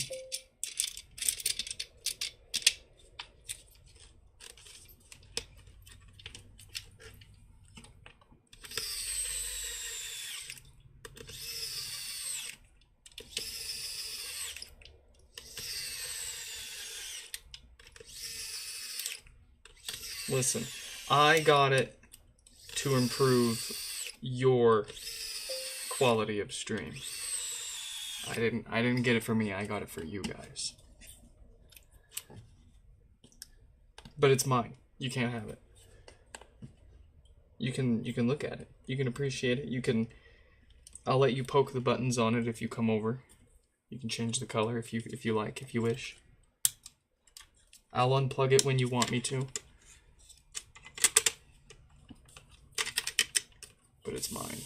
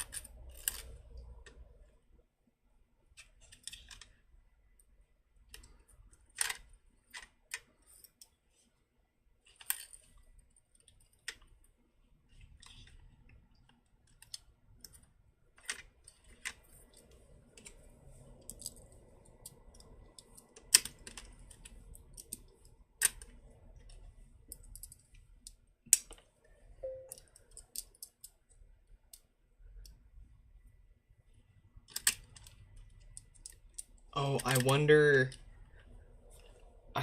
if the rubber stamp note that I left on the shipping label has anything to do with it being held up in the distribution center for you, Mr. Soup, or Mrs. Soup. I mean not to assume, but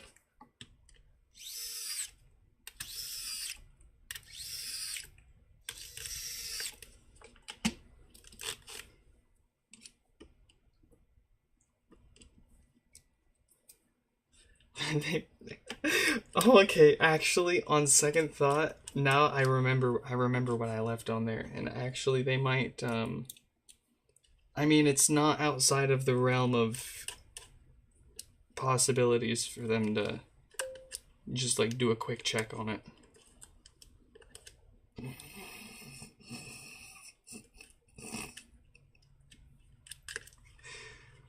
Oh, it was so good I had to show my wife, and I let her observe, and she agreed. I'll tell you that she agreed.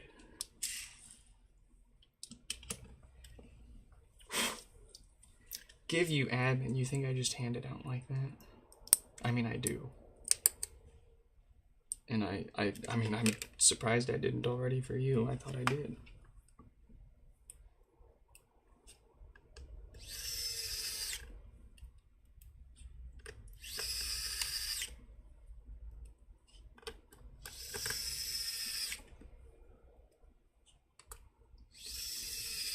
Wait, who you calling Nick with a K? Who you calling spelled Nick with a CK? I'm gonna find you.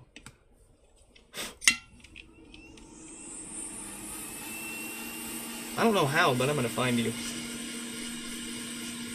I'm not gonna cheat. I'm not gonna look at your shipping address, but I will find you.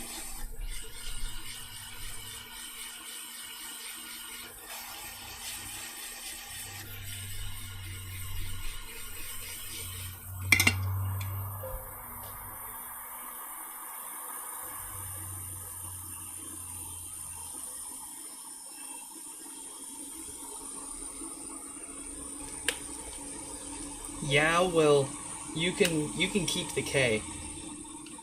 Just keep it for yourself, all right? I don't want it.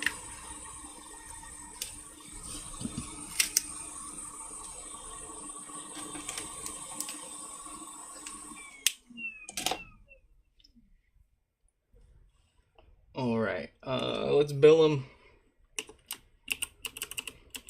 What do they got here? They got the standard stuff, nothing unusual, and an invoice on the way momentarily. Do not look. I am logging in now. I'm submitting my two-factor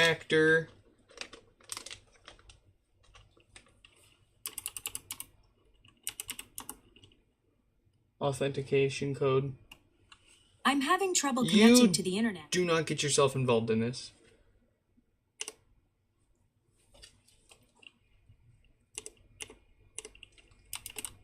Bill them.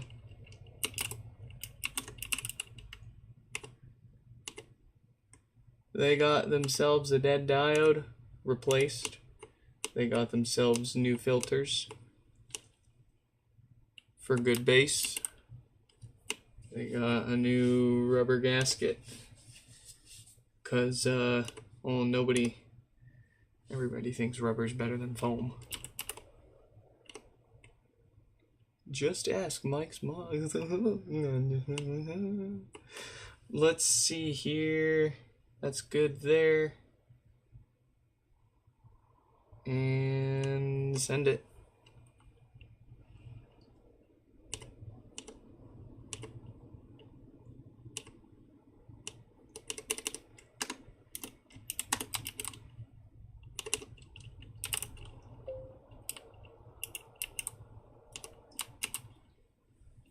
Let's see. That one, Evan, good on 70 Invoice. Send. Beautiful. Next one. Dave. Dave's got a couple here. Dave's got 2 pods with no power. Let's get that situated. See that? You see how smooth that is? Wow. Look at that. Look at that man. He knows his way around a keyboard.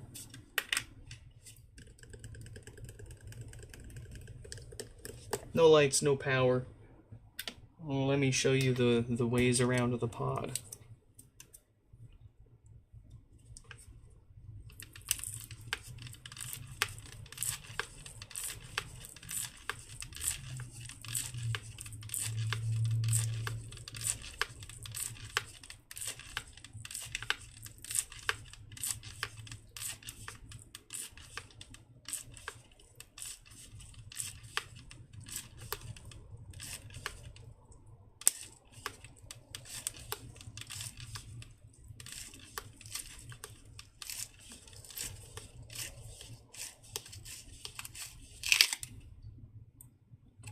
Woo!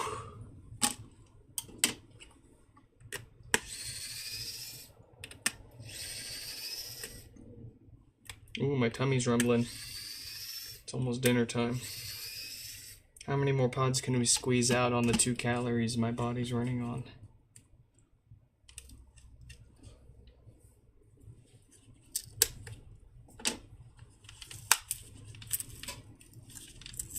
Oh, it's getting dark out. The camera switched to night mode.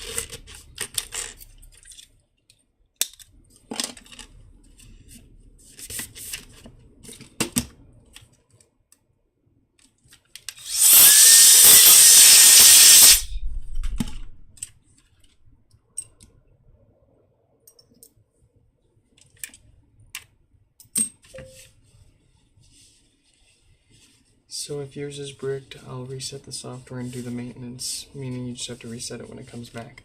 Okay, so for yours, as with all blinky bricked boys that show up on our bench, the plan of attack with those is usually to hook up our USB adapter to the bottom of it and attempt a software restore with a particular version of firmware, 18.3. If it succeeds, then, well, actually, if it fails, then usually there's a hardware issue and it throws an error giving us a good hint what's going wrong. And we'll have to hit it with a little more parts and time than they usually get. If it does successfully software restore with 18.3 and our USB adapter, then we're not totally out of the woods yet. It goes back onto the test bench for a day or two, and we set it up. We let it update normally like any other HomePod would in the Home app to the latest OS, which is, as of right now, 26.2 for HomePods.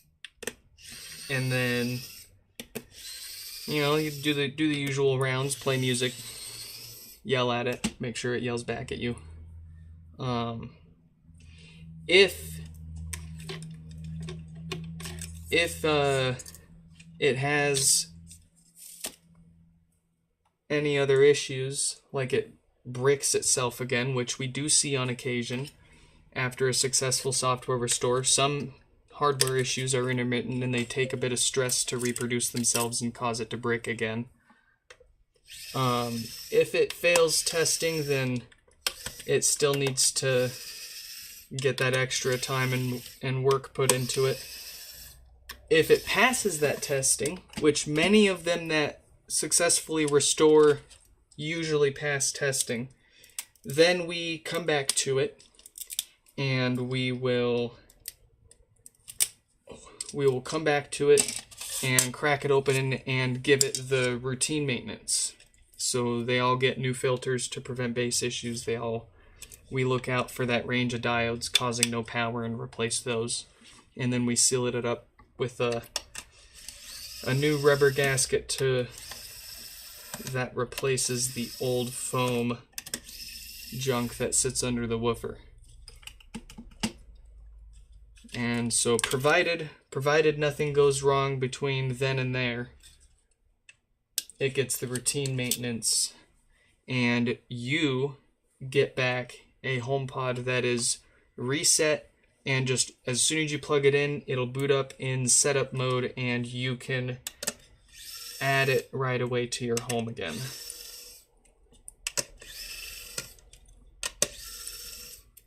Easy peasy. Regardless of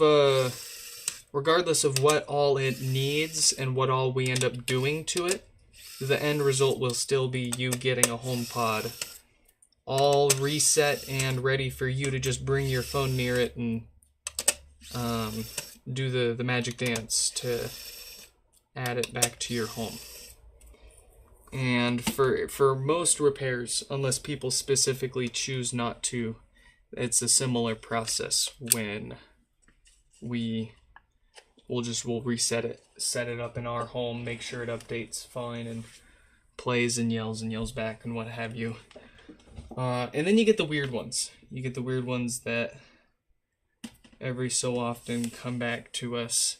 One of them, as Mike mentioned, that's kind of strange, and I've seen it 2 or 3 times now, I think, but there's a board that connects all the microphones together and relays that to the logic board, and it's so weird because it'll work here on the bench, or it'll work for a few days on the test bench after repairs, and then it'll stop working.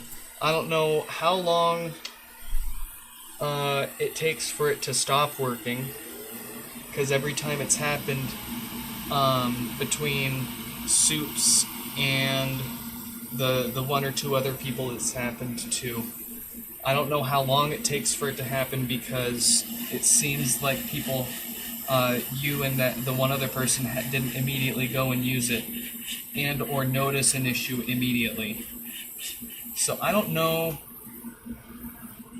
I actually have Soup's dead microphone board right here, and I have no idea what's going dead on it.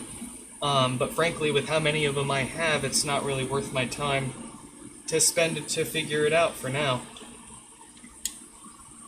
Once I've had more than a few with the same issue, then I'll start to sweat over it.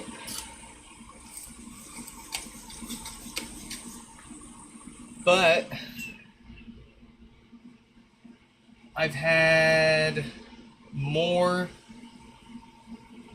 show up for that as a repair than I've had come back with that issue.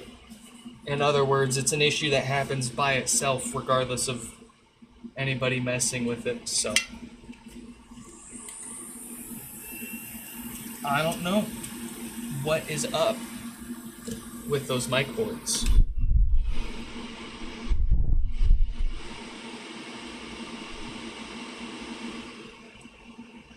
But relative to all the issues floating around with these, it's pretty rare. And it's pretty obvious when it's the problem.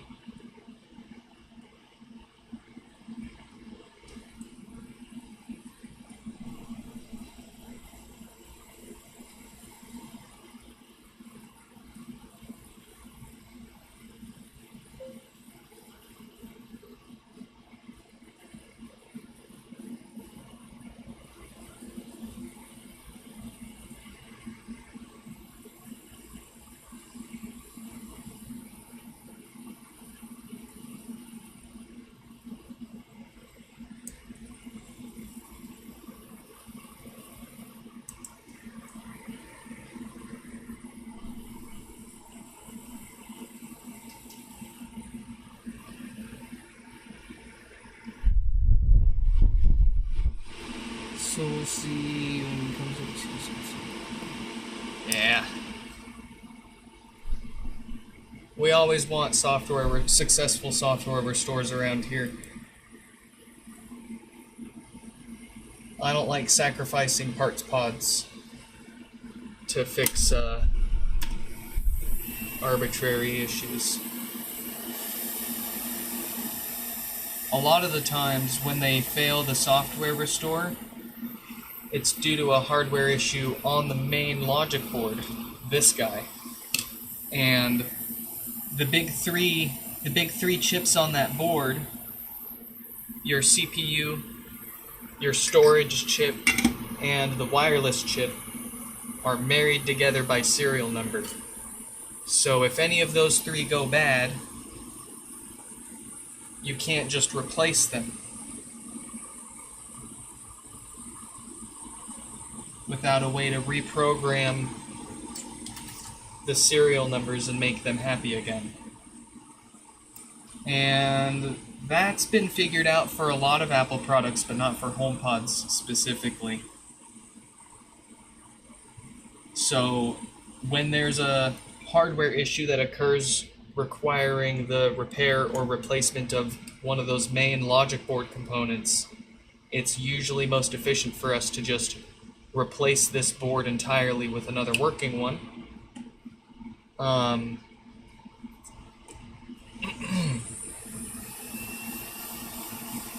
And I don't like that, because, right, it'd be nice if we could just fix the board instead of replacing the whole thing. But it's at least it's a fix. It gets the HomePod working again.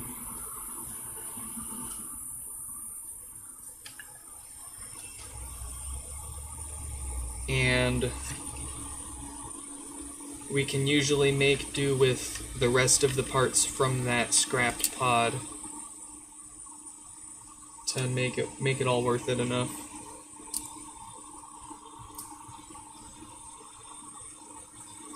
Apple indeed playing games. They we can swap around every single screw, speaker, board. Everything can get swapped around, no problem. But as soon as we crack open this board and we say, okay, I want to replace this chip or this chip, no go. You want to replace this board in another HomePod? You want to replace that in another pod? You want to swap woofers or whatever? No big deal. You wanna repair this board? Oh, oof. You better not. No. We'd rather you Frankenstein something else together than dare have you repair this board. No. Pull it from another pod. Make the sacrifice. What kind of malarkey is that? Well, at least the rest of the stuff isn't parts paired. At least we're not that screwed. But frankly, I think that has more to do with them not seeing it worth their time and effort to lock these the rest of the stuff down, because they figured it's far less likely that someone's going to be doing that, and it's far less damaging to their bottom line than allowing that with their other stuff historically. But neither here nor there. Here we are today, and oh wait, you know what I just realized? Apple manufactures the second generation Apple HomePod to this day. And what that means is I should be able to purchase replacement parts from them, from Apple, as a Washington resident, and our wonderful right to repair laws. Manufacturers of personal electronics devices are required to sell the parts, tools, and service manuals required to perform repairs necessary. I love it. And, well, so far no one's complying, it seems. No one that's, no one that I've asked, at least personally. It seems like you get lucky when you do, and it's not something that they just do like they should. You know, we as law-abiding citizens abide by laws. Why don't these big boys? What's up with that?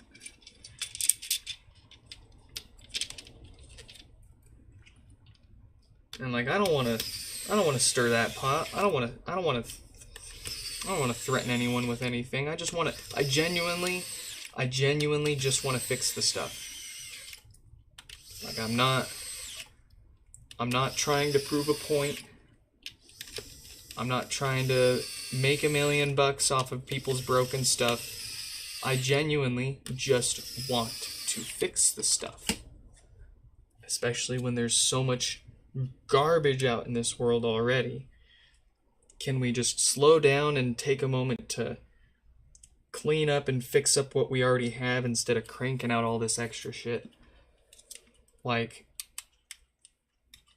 man, easy for me to say I've got some of the latest and greatest stuff that's out there now. But like man. At the same time, like the newest car that I own, my wife's got a 2015 Volvo. I gotta make sure she's you know, between her and the kid and everywhere they go, that they're doing right. But for me, the newest car I have is a freaking older than I am. It's 1989. And like, I like to see things the way that like I don't need the latest and greatest and biggest and baddest. Right? All I'm looking for is something that does what I need it to do. And if I already have something that does what I need it to do, it's okay to want to upgrade something, but I still don't need the latest and greatest. It's just, you know, there needs to be a good value, and there needs to be genuine improvement to my quality of life and my workflow, and not gimmicks and shiny objects and animated emojis. Yeah, it's cool and fun, but like we're losing focus here.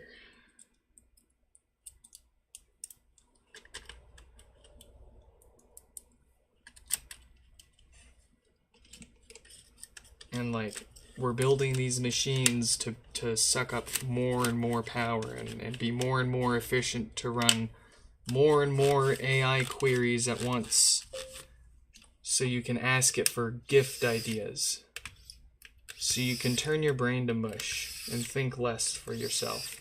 Classic old man yelling at sky and complaining about technology ruining the youngins, right? But I mean,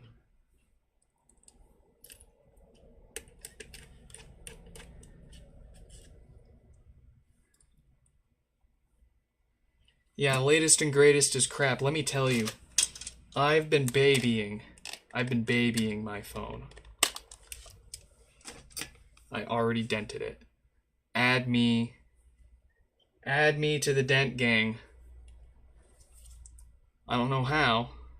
Genuinely don't know how, but the corner of my phone, the curve here is just oh so slightly pushed in.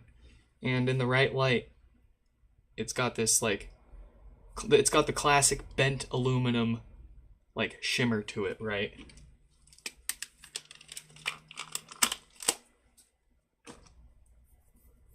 My 14 Pro Max that I upgraded from, oh, it's currently the side camera, by the way. Good phone. Great phone. Excellent phone. I imported that one from Hong Kong because I needed the dual physical SIM. But That 14 Pro Max, oh, I've beat the hell out of that thing. I've used it caseless. I've neglected it. I've left it in the engine bay of my car multiple times on accident and run around town. And then, oh, where's my phone? Oh, jeez, there it is. I slammed the hood on it again. No problem. You got a few light scratches around the titanium frame here and there. But using it felt like a good, solid, durable pro phone. And then I got that, and everybody freaked out about the durability. And I rolled my eyes a little bit, and I was like, these people are like, they're animals with their phones. And then they're being dramatic about it. You know, they're doing it for the clicks and the paychecks.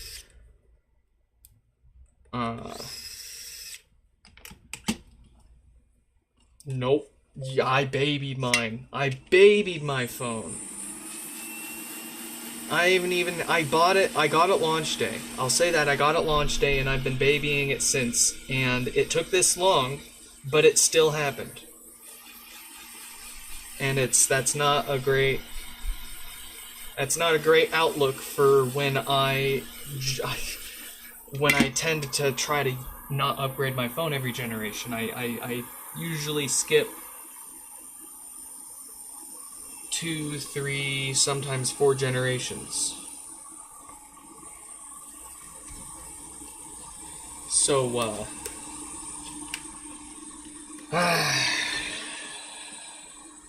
what can you do? What can you do? I wanted everything. You can't have everything.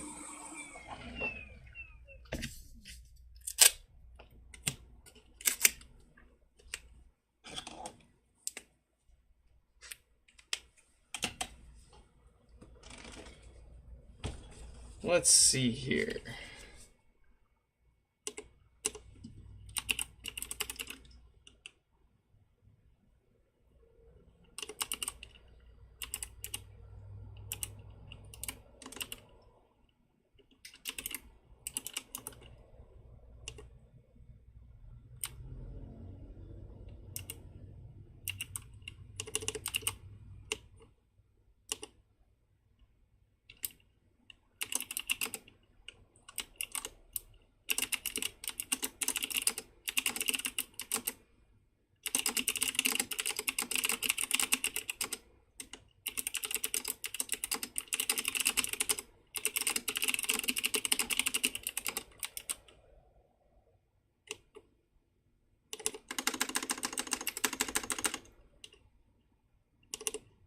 Let's see.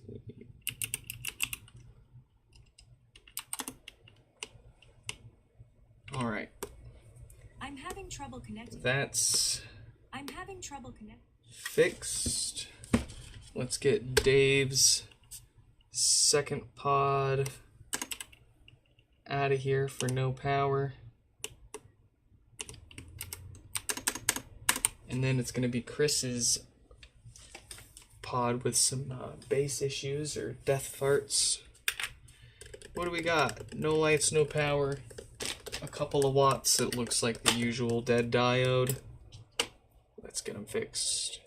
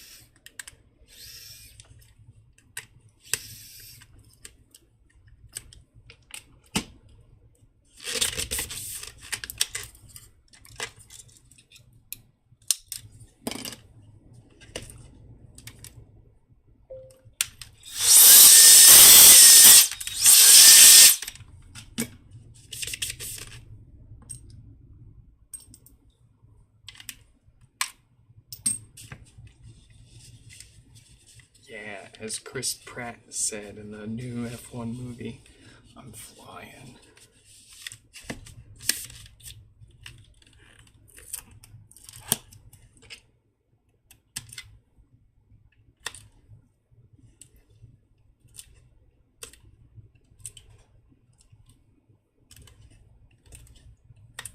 Wait, that's Brad Pitt. Who's Chris Pratt? Wait, what? I gotta look that up now. Who was I thinking originally? Yo, what the? No, I was thinking Brad Pitt. Anyways, I'm not flying no more. We've landed. We're getting taxied.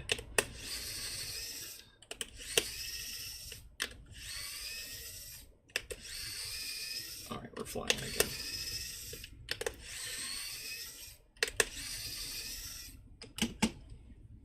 Chris Pratt. Brad Pitt. Who am I? Where am I?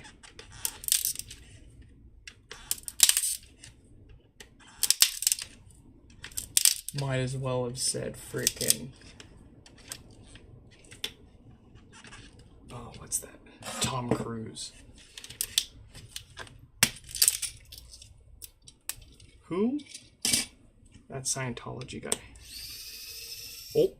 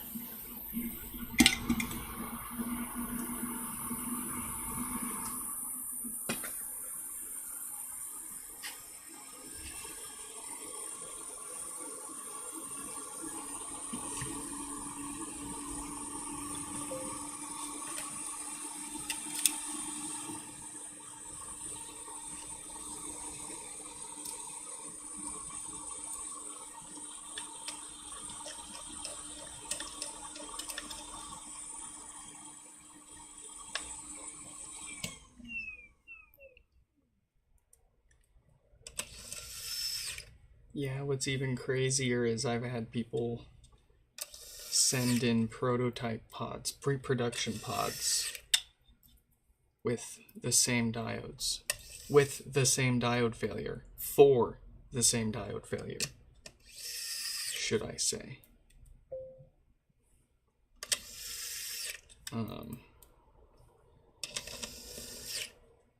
Do I sell colored mesh with no need to send me one?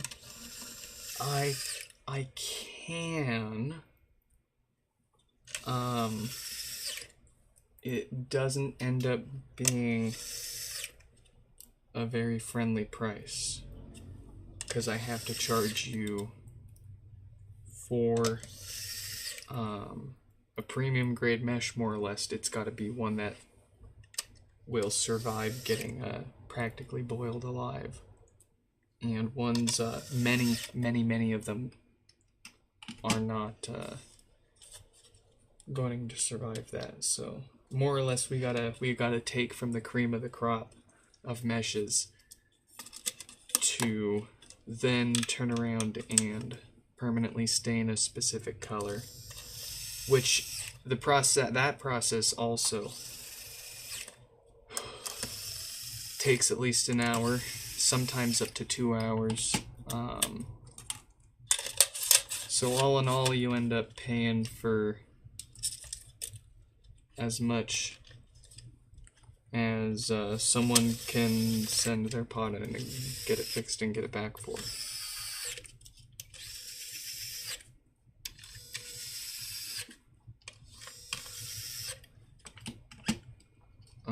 But on the flip side, when you're not, if you're not in the same country as you are, then shipping your whole pod back and forth becomes a lot less feasible than even just as you're asking about just getting the parts by themselves.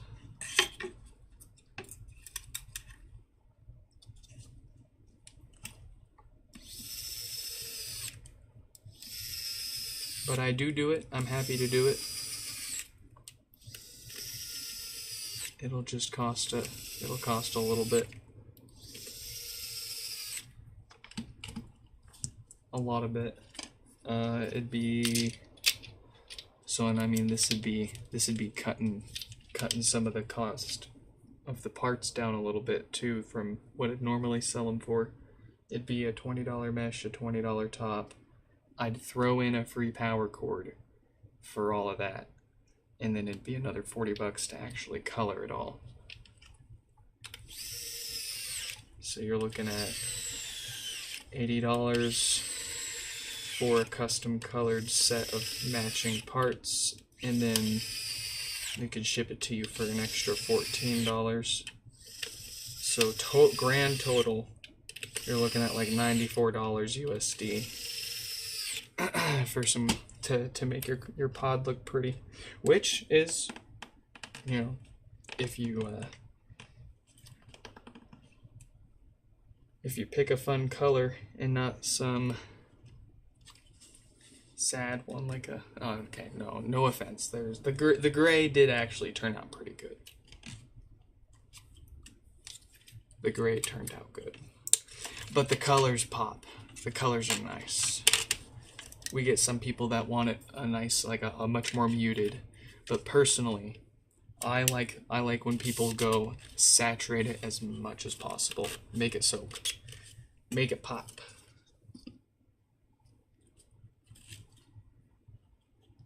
And none of these, I mean, obviously these are a fine example of the many colors we can come up with and the different shades we can make it. But, of course, none of these in particular, I can't just rip this off my desk and send it to you. These are all busted up. But these are all spares that, spare busted up panels. I keep all of this stuff.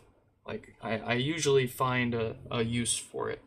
And even a cracked plastic top like one of these, I'll keep that aside. And if I'm coloring a new color that I don't already have an example of, then I'll break out one of those. If I can remember to, I'll color up a cracked top to have as an example to keep around. Cause gosh darn, doesn't it? Oh, it's so pretty. I think I need to move this one somewhere else though. I think I need to move them, or maybe just take it out entirely. Find a better spot for it.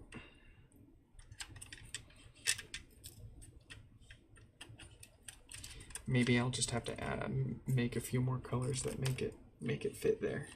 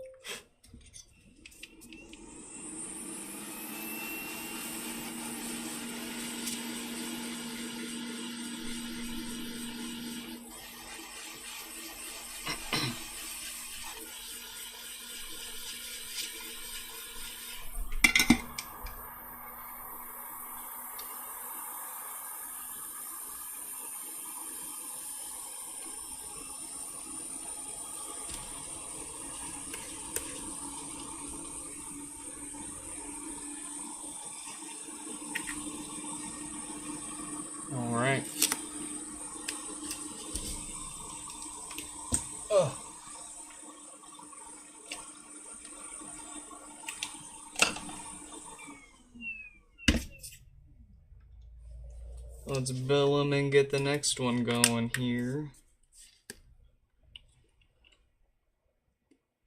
What do we got? We got 4750.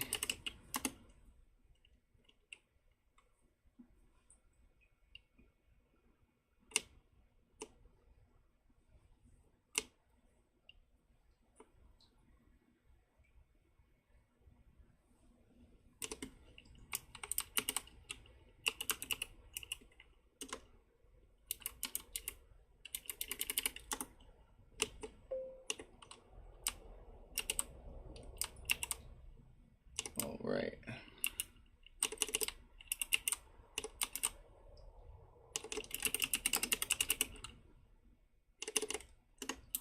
Let's get them billed.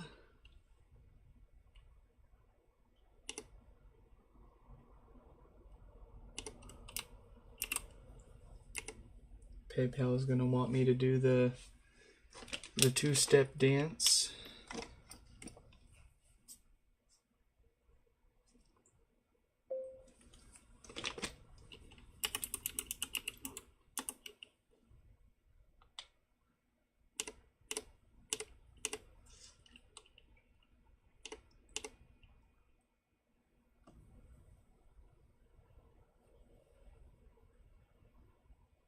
All right, they've got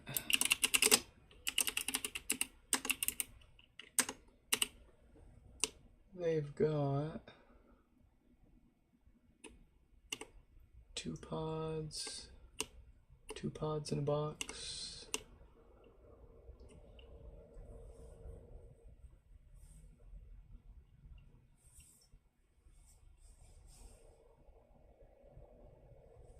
Let's see.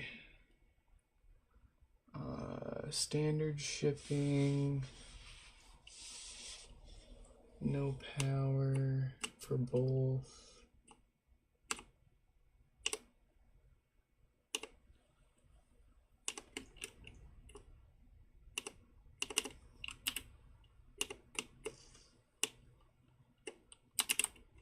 I'm having trouble connecting to the internet.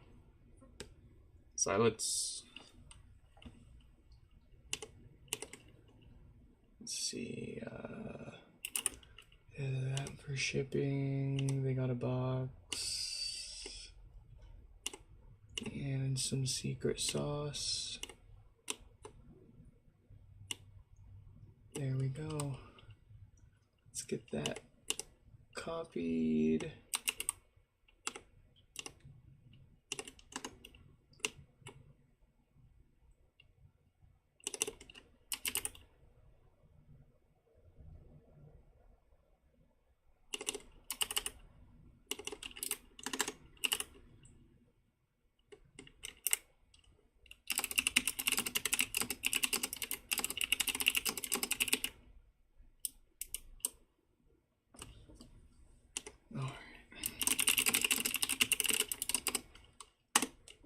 Let's send that. Ooh. Ooh. And then let's get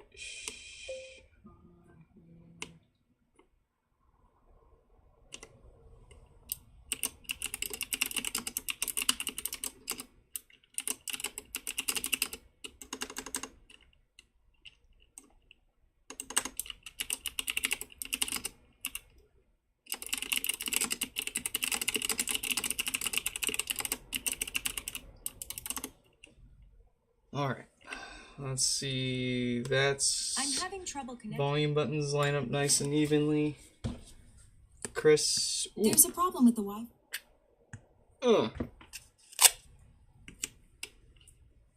Donk. All right.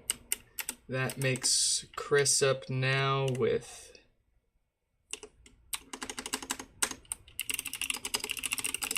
Death Farts. And Jonathan, you are up next. For posterity, I will shoot you the link to our stream here today so that you've always got it for future reference. It'll the same link will be always up and available to you, even if I end up privating the stream for. Sometimes someone will say something and I can't edit the stream. It's either the whole thing stays up unedited or I take the whole thing down. But if I take them down, I make them private and people with the links can still play them back. But I only do that if somebody reveals information that they don't actually want shared to the world. Otherwise, all's fair game. Let's see here. We'll get you message so you've got the link, and so you can feel part of the process here.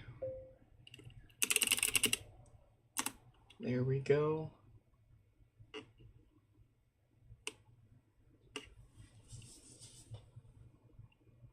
Oh hey, did I not even tell? Okay, is my iMessage not showing me all of my messages, or did I not send you a message letting you know that your HomePod was here? Cause the theme of today's repair queue seems to be nobody got their message when I let them know that their HomePod showed up, and I'm a little irked at that, but it's okay. Nobody's busting our doors down. Everybody's happy. Everybody's just happy that we're here even fixing them. So, let's get this fixed up. Hopefully, we don't have a stinky subwoofer and it's just a set of filters. I'll be happy if it needs a new diode to prevent that oh so common power issue as well.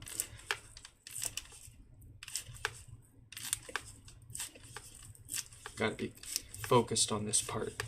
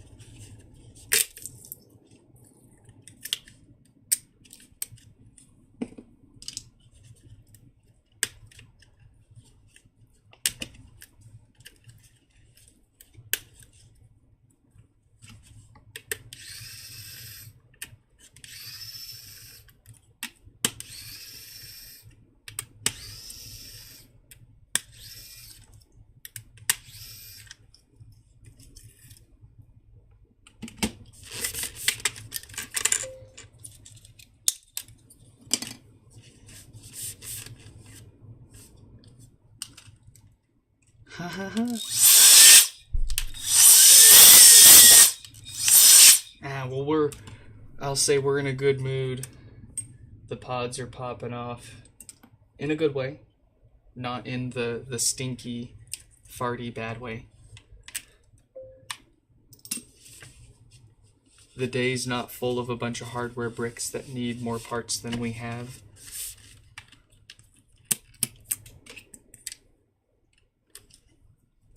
And it's not too hot or too cold.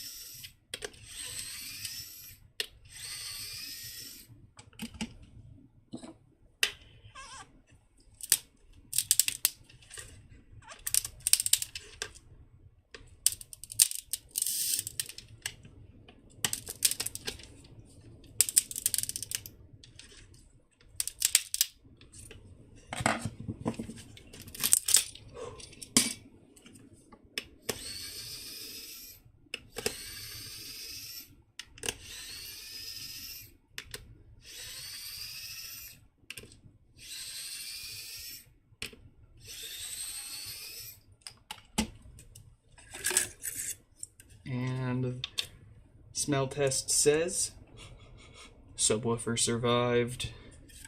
No stink there. What we're looking for, or smelling for rather, is very common damage to the subwoofer with death farts and symptoms like Chris's pod here popping louder than it should when it wakes up and goes to sleep. A bit of a pop as a snack is perfectly fine for any pod, but too loud of a pop can be a sign of those DC filters that we replace. First thing inside of every pod here, that's the first thing we replace, are those DC filters that just love to go bad and let way too much DC voltage through the amplified audio signal, or rather through the audio signal before it even gets amplified. That's the problem. These filters let the DC voltage through the amp where it gets amplified and then sent to the speaker. And that causes the speaker to overheat because instead of moving back and forth in an equal fashion, like you typically get with your AC analog audio signal, you've got a DC signal that tells the woofer to move somewhere and then stay there. So now the amp has to work extra hard to hold everything there. The subwoofer has to work extra hard to hold itself there. Nothing can actually move as much as it normally can, and it's going to overheat doing that and cause damage over time. Quite often, when it damages enough, it'll stink, and that's when it's time to check it and you got to replace it. But thankfully, it looks like we got to this one in time before any damage actually occurred, so it'll survive and work for many years to come and do well with just the routine maintenance here. So we'll give it those new filters, of course. Does it need a new diode to prevent power issues? No, it does not. It's got a 26K date-coded diode, meaning it's slightly older than the ones that cause power issues, and absolutely nothing to worry about with that. We're better off leaving those diodes that are known to work fine and not cause issues instead of torturing everything to more heat and replacing things just because. Find a good reason.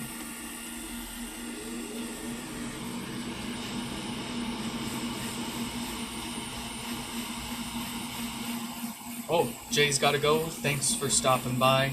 I think I missed them by a few minutes, but thank you anyways. Hope to catch you in the next one.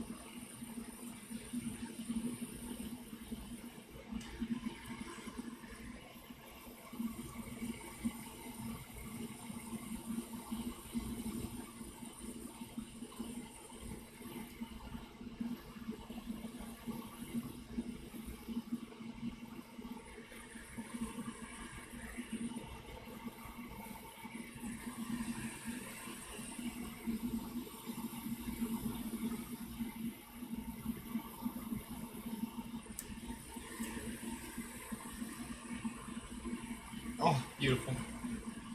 Oh, gorgeous. Ooh. Oh, my apologies. Okay. Is there anything else that stinks on this board? Sometimes this 10 ohm resistor gets damaged from those filters going bad, but it looks like we are all clear here.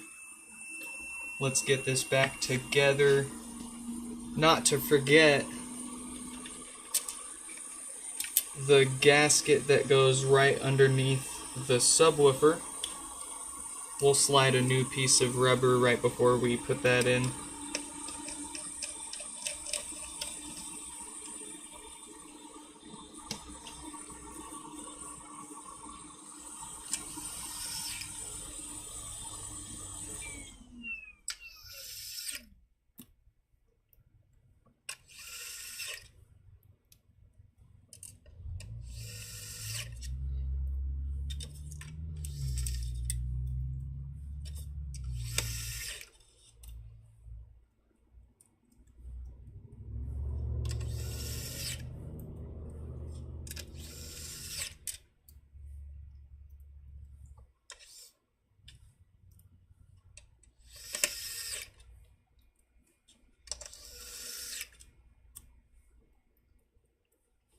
And quit focusing on my head, eh?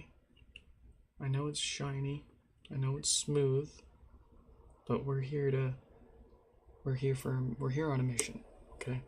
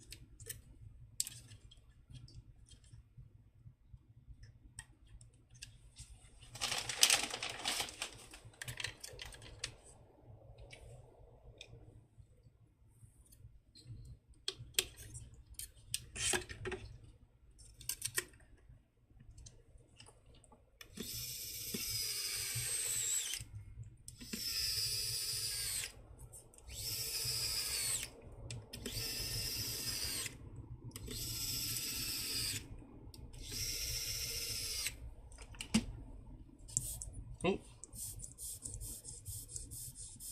Do you folks hear that?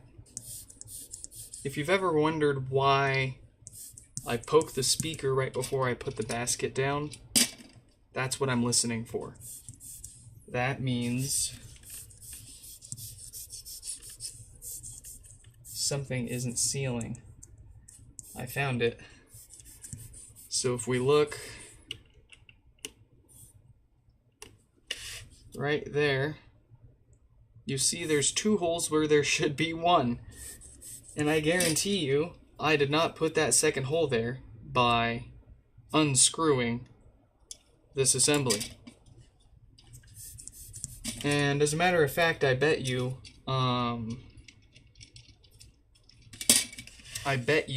that being screwed in is what was keeping it sealed, in quotes. We could throw a dab of glue in there and save it, but in the abundance of plastic rings that I have, I've got a lot of these. And in the interest of a slightly less janky fix, I'll go ahead and just replace this lower ring here.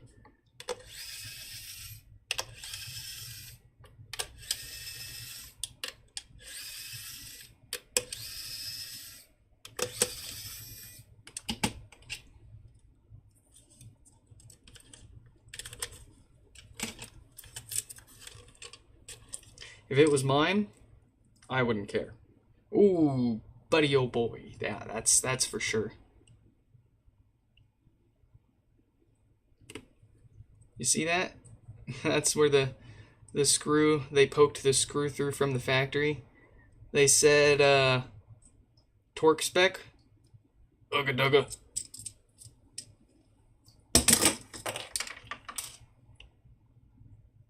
Man, shout out to the zoom power on the iPhone 17 Pros. I'll say that. I'll say that's pretty good. Mm-hmm. This one looks good. Doesn't look like it's gonna have the same issues. That's what I call a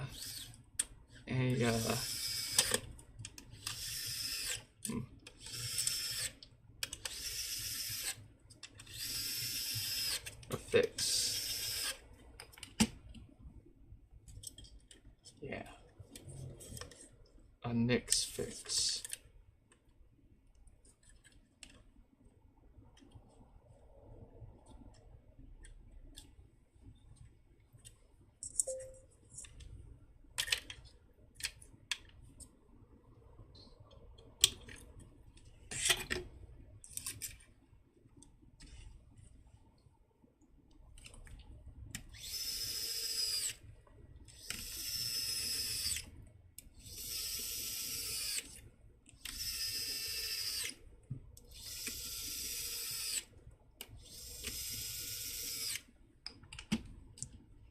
Ah, the sweet sound of nothing. A very, very, very rare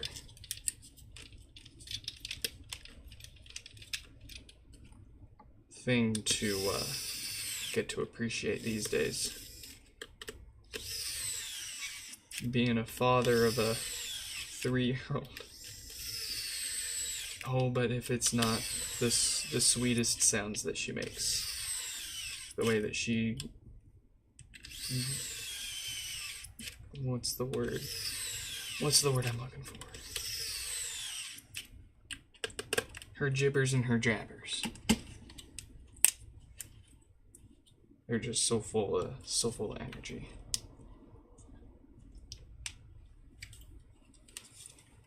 But man, do you just want some peace and quiet? Sometimes you just want to be able to sit and think or talk to yourself for a little bit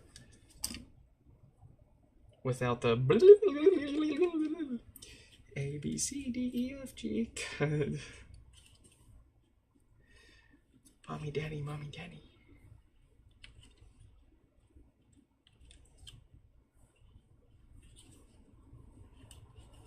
They should be coming home sometime soon. We're gonna make some tacos tomorrow.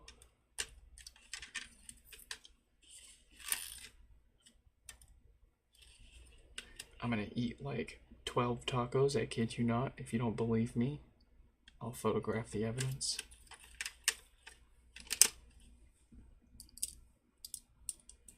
Oh, and she's starting to get to that point where she's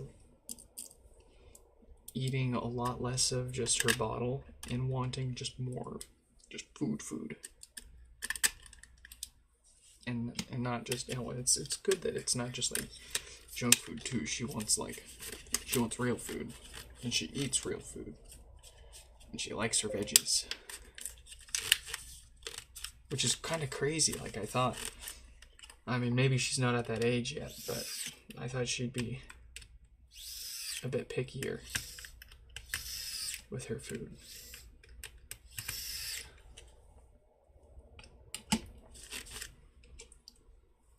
Little goblins.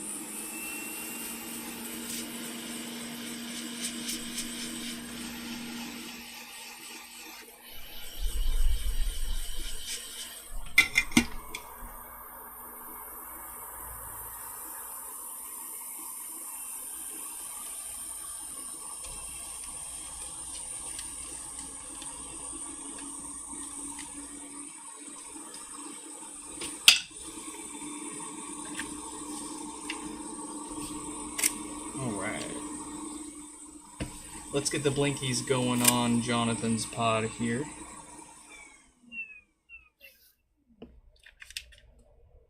It'll take a minute for that to start blinking on us, so let's bill Chris while we're waiting.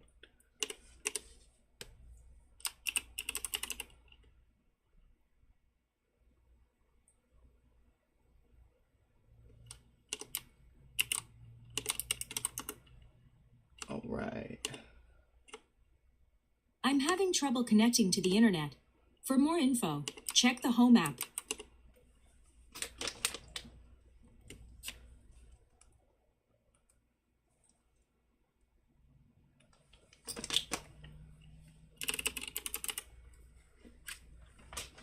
That is much better.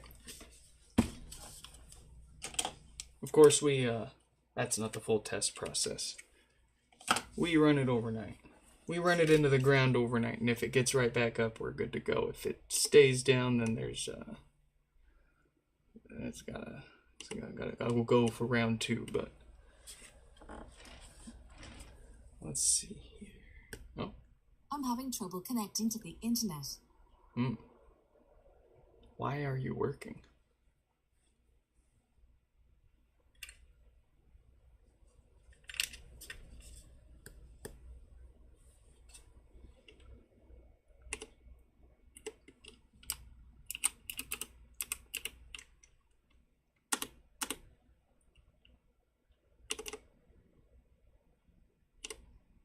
Let's see here.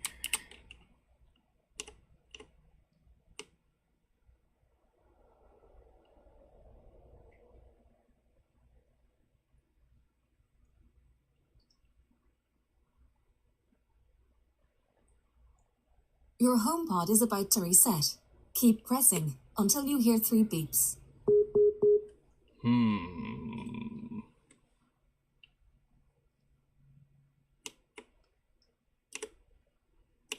All right, let's let that reset. Let's get their name up on the screen.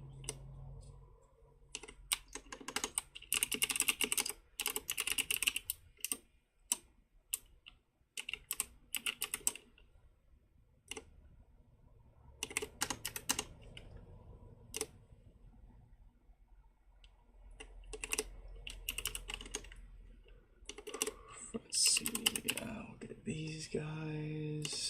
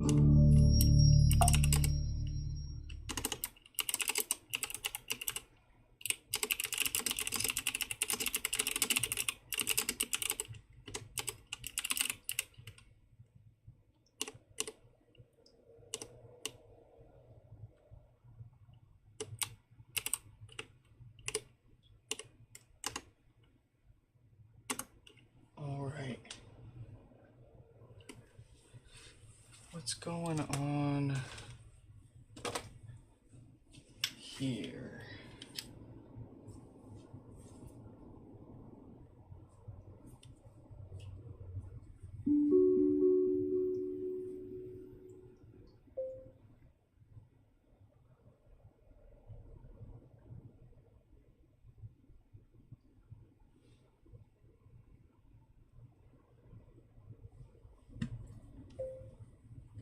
did not do this for you at home. Oh, how many times we've heard that, and I 100% believe it too. Let's take a peek at what it's got on the software side of things. So, remind me, was this one in particular blinking volume buttons, or was it just looping forever? I think you were saying earlier that it was just interrupted in the middle of a software update, but I'm curious what it was doing for you in particular.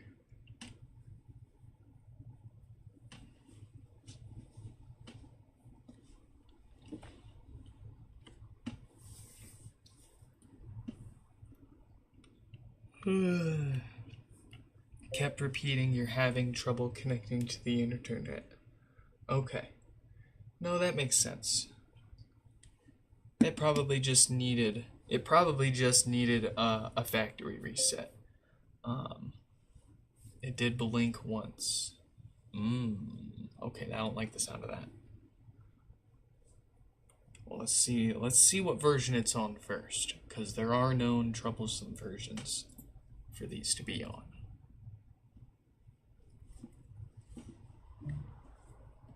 Okay.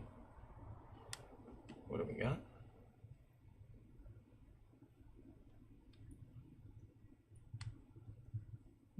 It's on the current version.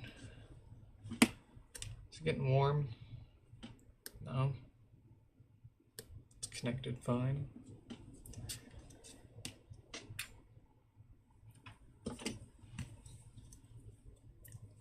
I'm gonna do the thing. I'm gonna rip it apart.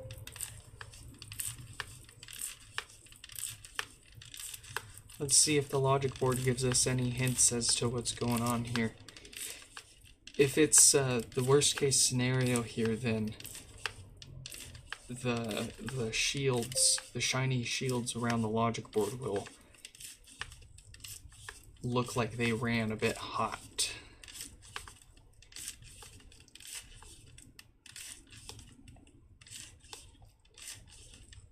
But if that looks good, then it's possible that it was just having software issues. What we'll need to do in any case based on the symptoms that you're describing, we might want to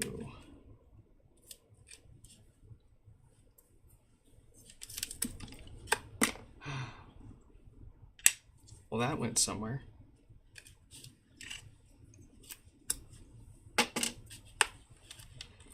Might want to test this for a little bit just to see if we can't reproduce the issues. Because the last thing we want to do is dive in, spend a bunch of time replacing stuff that doesn't actually fix any of the actual problems. Put it back together, and then have to take it apart again later.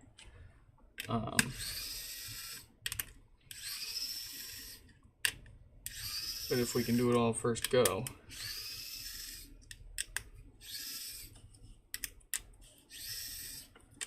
that will save everyone a lot of time.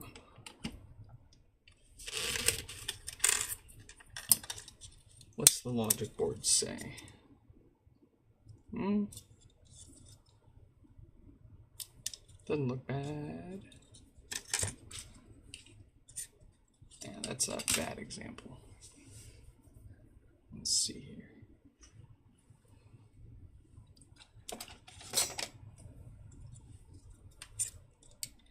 So I'm looking to see.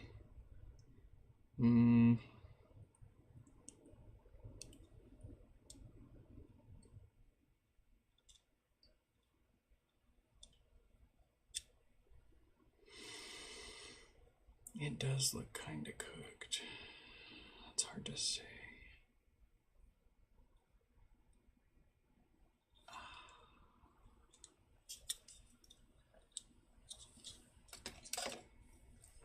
Okay, here's what we're going to do.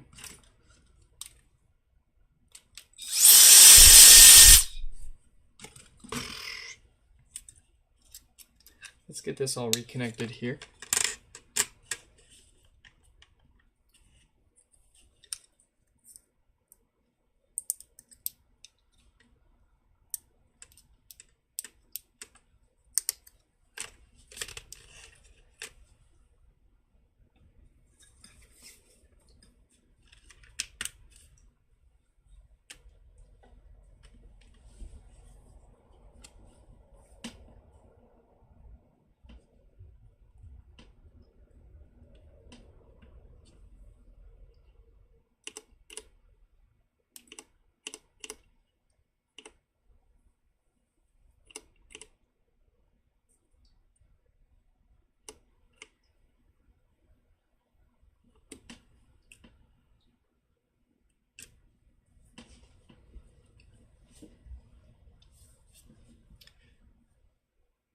So you've done the factory reset multiple times. It would just go back to repeating, having trouble connecting to the internet.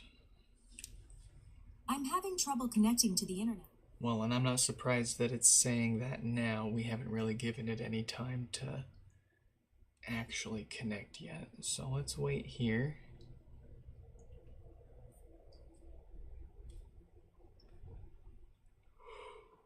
Is very important. I'm still.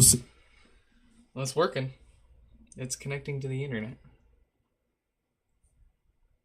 So these songs are 50 years old, and I'm still getting into the meaning of them and enjoying it.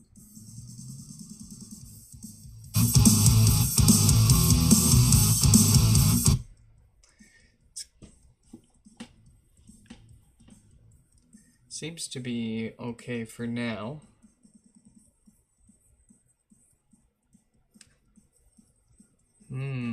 Let's let it play around for a minute.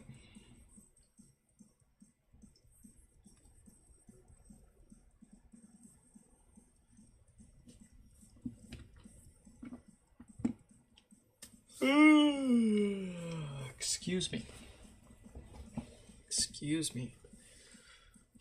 I'm gonna grab some coffee while that plays. You folks let me know if it misbehaves.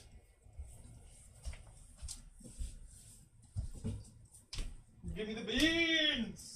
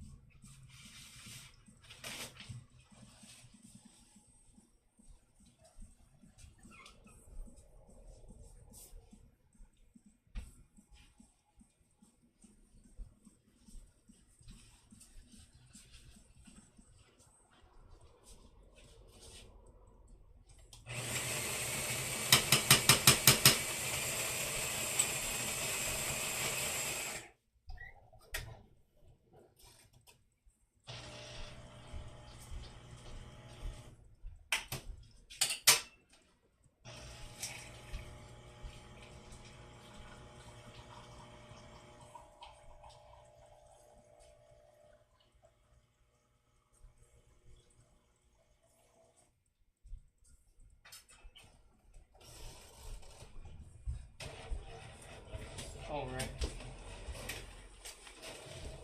It's still playing.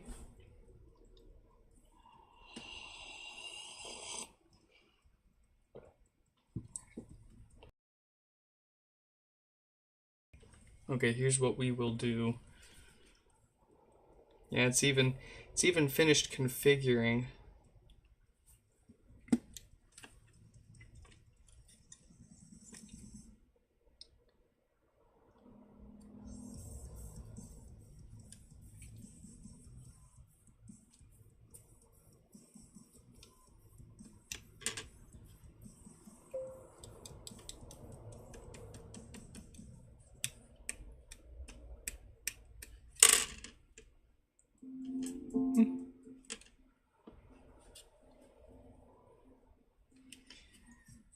You even left it unplugged for 24 hours and tried again only to have it complain about the internet.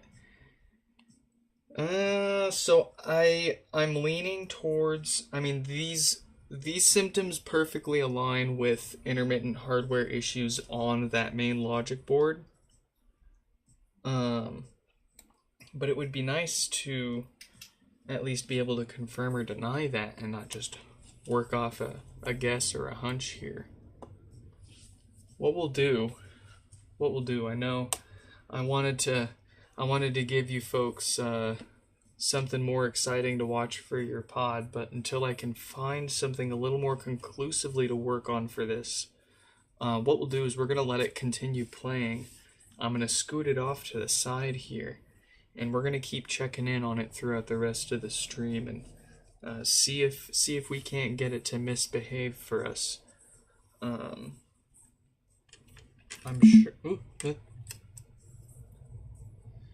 sure it will at some point, based on all of the symptoms being described. But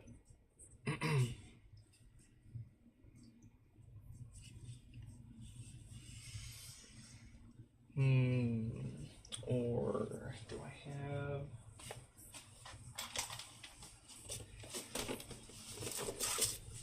If I have the board, then we could possibly swap it out now. I mean, we know, the question is, we know what part could be bad. The question is it bad? And I have a feeling it is.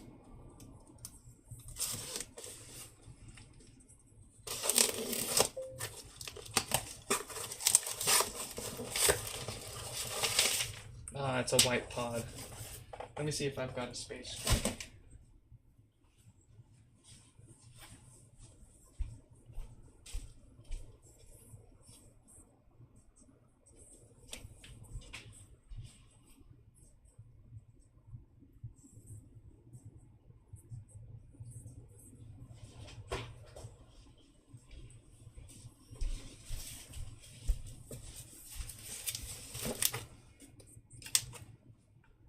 What's in the box?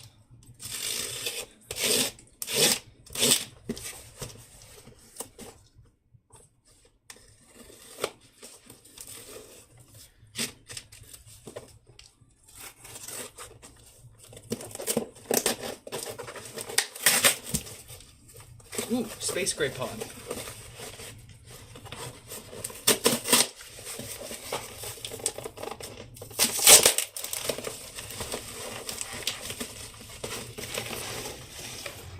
Oh, packing peanuts, my worst enemy, my arch nemesis. Curse you, eBay seller, and your packing peanuts. You know, I'll take that over them sending it to us in a second-gen HomePod box. Do not ship your first-gen in a second-gen box. The second gens are a millimeter shorter. The boxes are even smaller. They do more often than not cause damage. Oh, that's in beautiful shape, I gotta say. Oh, my precious. I'm so sorry for what I'm about to do to you.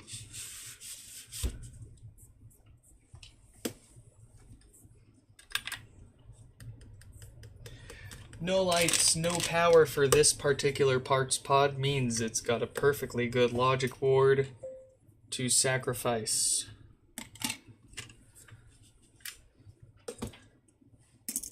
Let's go ahead and, I don't want to keep Jonathan sitting around wondering and waiting. And it is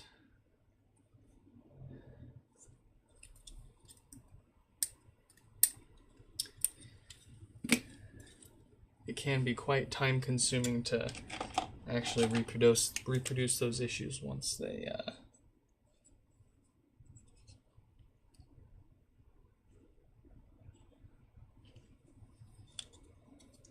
suddenly start working again. Oops, not 99. So I'll spend more time with this particular board someday soon when I have said more time. Would you look at that? What is that? What is that? Zoom in. Mom, get the camera. Do you see that? That's a glitter. That was a glitter. That was a piece of glitter.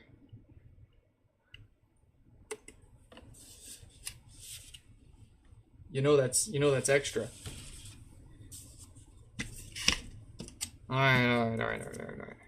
Let's get a logic board here.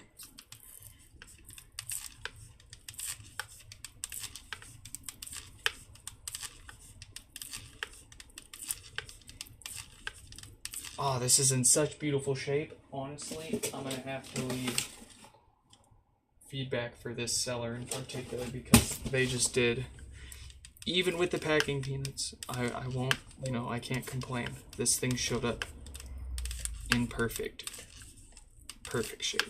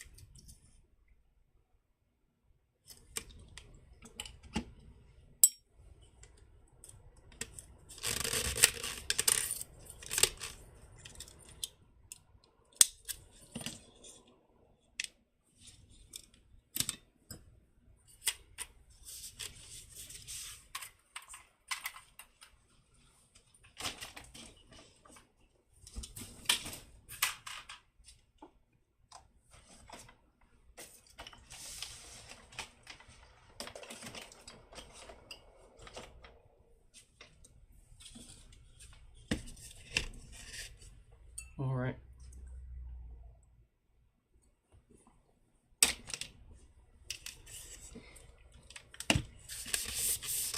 The ritual has been performed.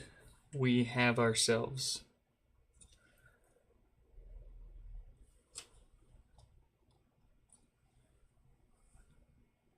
one working space gray Apple HomePod logic board. My precious.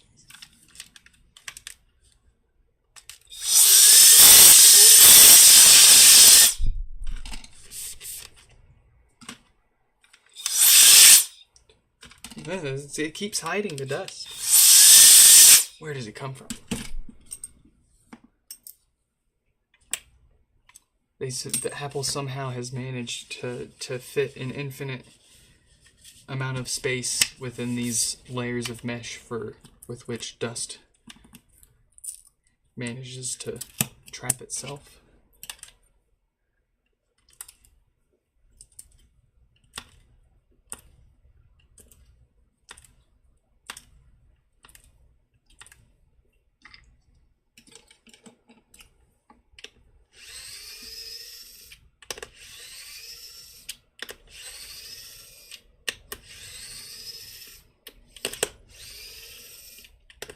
But yes, we're going to take this one all the way. We're not just going to swap out that questionable logic board.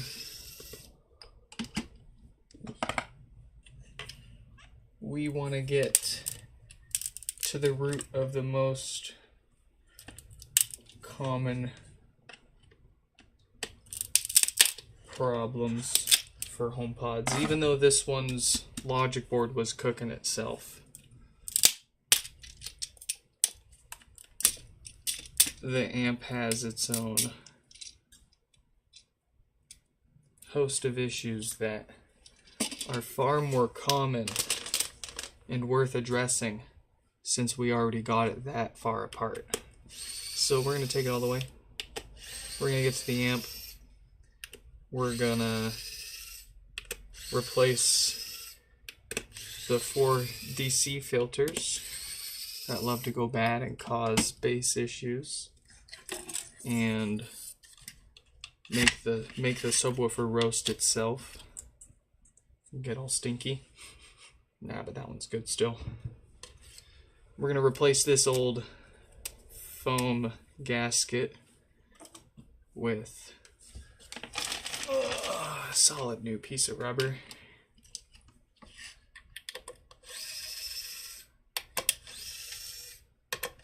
And we're going to take a look and see what date code it has on that diode to see if it's one that likes to cause no power. We'll go ahead and replace it if so. Leave it alone if it's any older or any newer.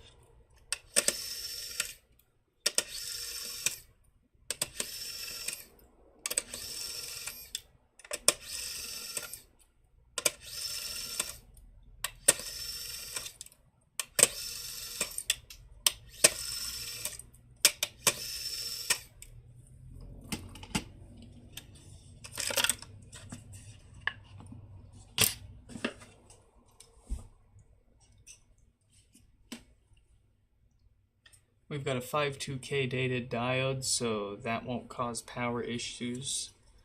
But they are all due for new filters. So let's get that done and then we can get this back together.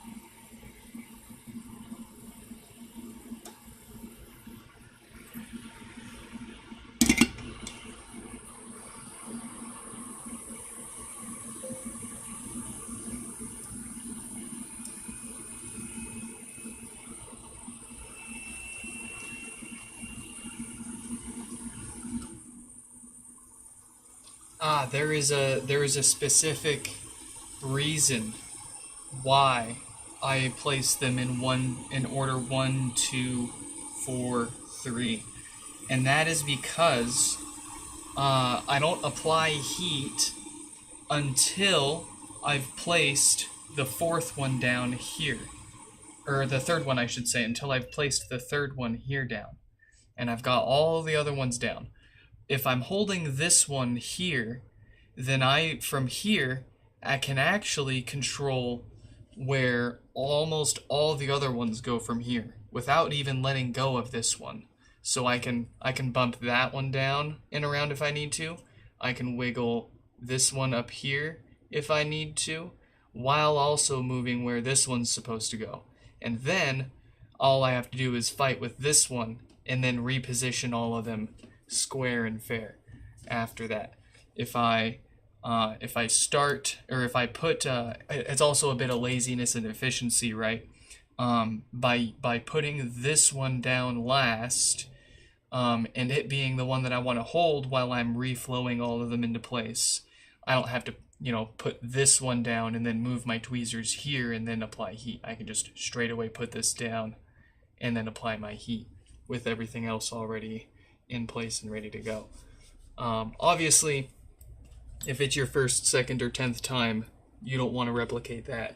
You don't want to replace all 4 of them at once.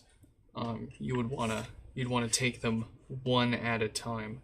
But when you've got so many of these to crank out, and you've done it so many times, it's just a habit of mine to, and it's just so tempting. They're just all sitting there in a nice little row, and they're just asking to be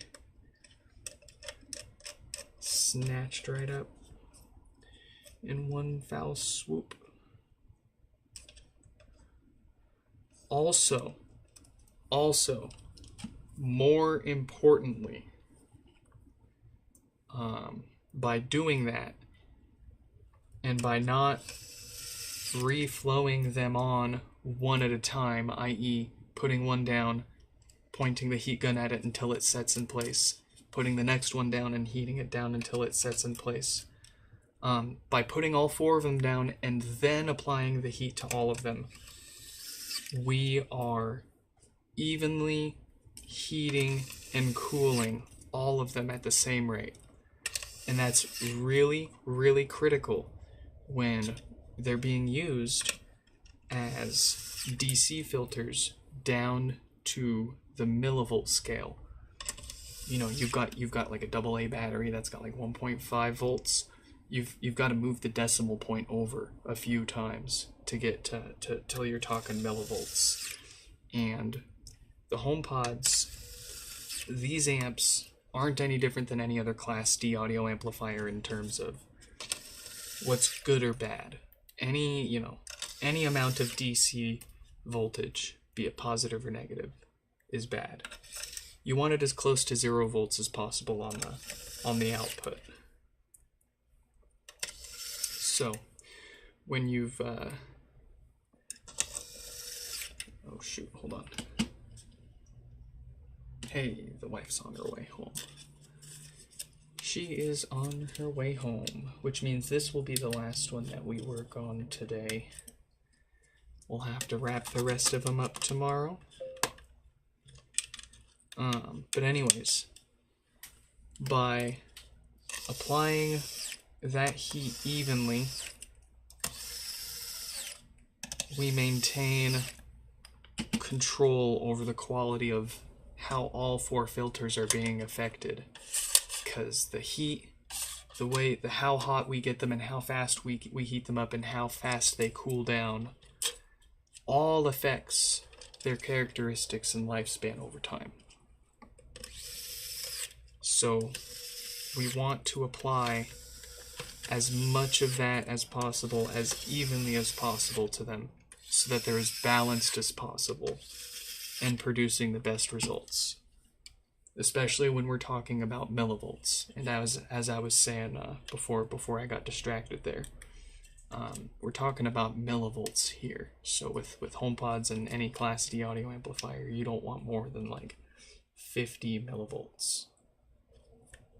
And well, the HomePod amps say they can tolerate up to 200, but that's enough that we've seen to cause damage. So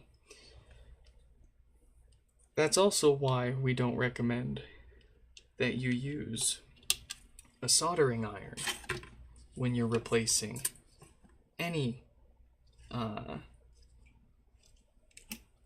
ceramic capacitor in general. and not just for sensitive stuff like this, but just in general. And the key there is in the name, ceramic capacitor. The way that they're made is of a crystalline structure. They're a bunch of tiny little crystals that make up these capacitors. And it's a very nice tight-knit structure. But over time, that crystalline structure starts to get a little loosey-goosey and lose its characteristics that we so desire of DC filtering, removing that DC voltage. So as they get older, that crystalline structure sort of relaxes and lets loose and allows more DC voltage through. And one of the quickest ways that you can age those ceramic capacitors is by applying heat unevenly. And when you take a soldering iron, the tip of the iron, more often than not, is not going to be able to instantaneously apply an even amount of heat around and throughout the whole component. Not nearly as effectively as just hot air will. You can get away with it with a tip on your iron as big as the capacitor you're replacing, but it still gives me personally the heebie-jeebies. Just knowing how a capacitor is made, and by design how they just those crystals, how do they work, man? But one of the craziest things that I've learned about electronics repairs and just microelectronics and all of this is those ceramic capacitors, those filters that we always talk about and replace. You can actually bake them back to life. You can bring them back to factory specification, good as new, renew that crystalline structure. All you have to do is follow the manufacturer's specifications for how hot you're supposed to get it and how long you leave it at that temperature. And it basically resets that crystalline structure and makes them good as new. Now, given that we've seen these filters failing way early into after HomePods were released, it wouldn't be a good idea to assume or think that all they are doing is failing due to age and that baking them back to life is a good fix. We opt to replace them with good high quality purpose-made ones that are at least and at this point are proven to at least outlast the originals that Apple used. We haven't had a HomePod come back to us for new filters after we've already replaced them. And that is a far better track record than what Apple can say for any of the HomePods they built.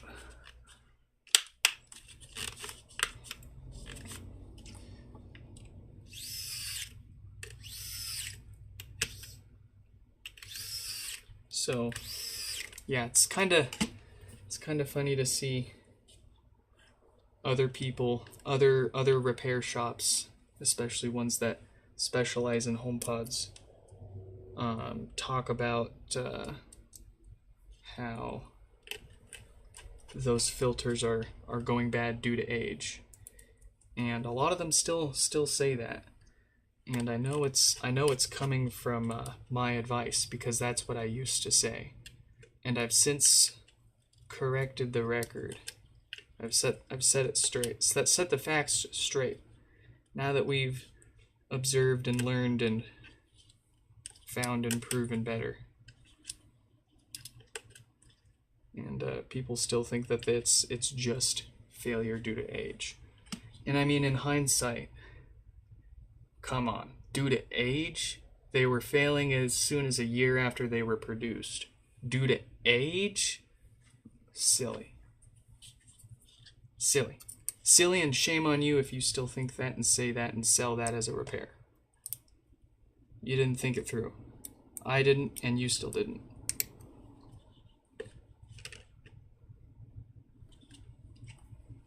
But that's why I didn't offer a maintenance service then. That's why I wasn't just saying, oh yeah, send it in and we'll replace these parts just because we've seen them fail. No, I want to know why they fail and if they really need replaced or if there's a deeper cause or what's going on here. But there you go. There you have it. Demonstration purposes, of course, we put a new gasket in there. I always, whenever I pull one of these out and slam it on the desk, I always forget that I have one here out ready, and I end up reaching in the bag for one anyways.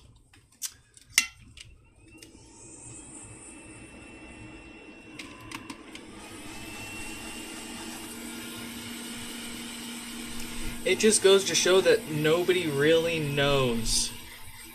Nobody knows what they're doing. We're all just artists throwing spaghetti at the wall and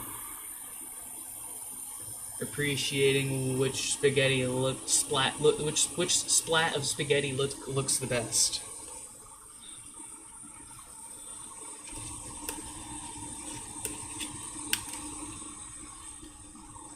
See, but at least the spaghetti that I splat around fixes stuff.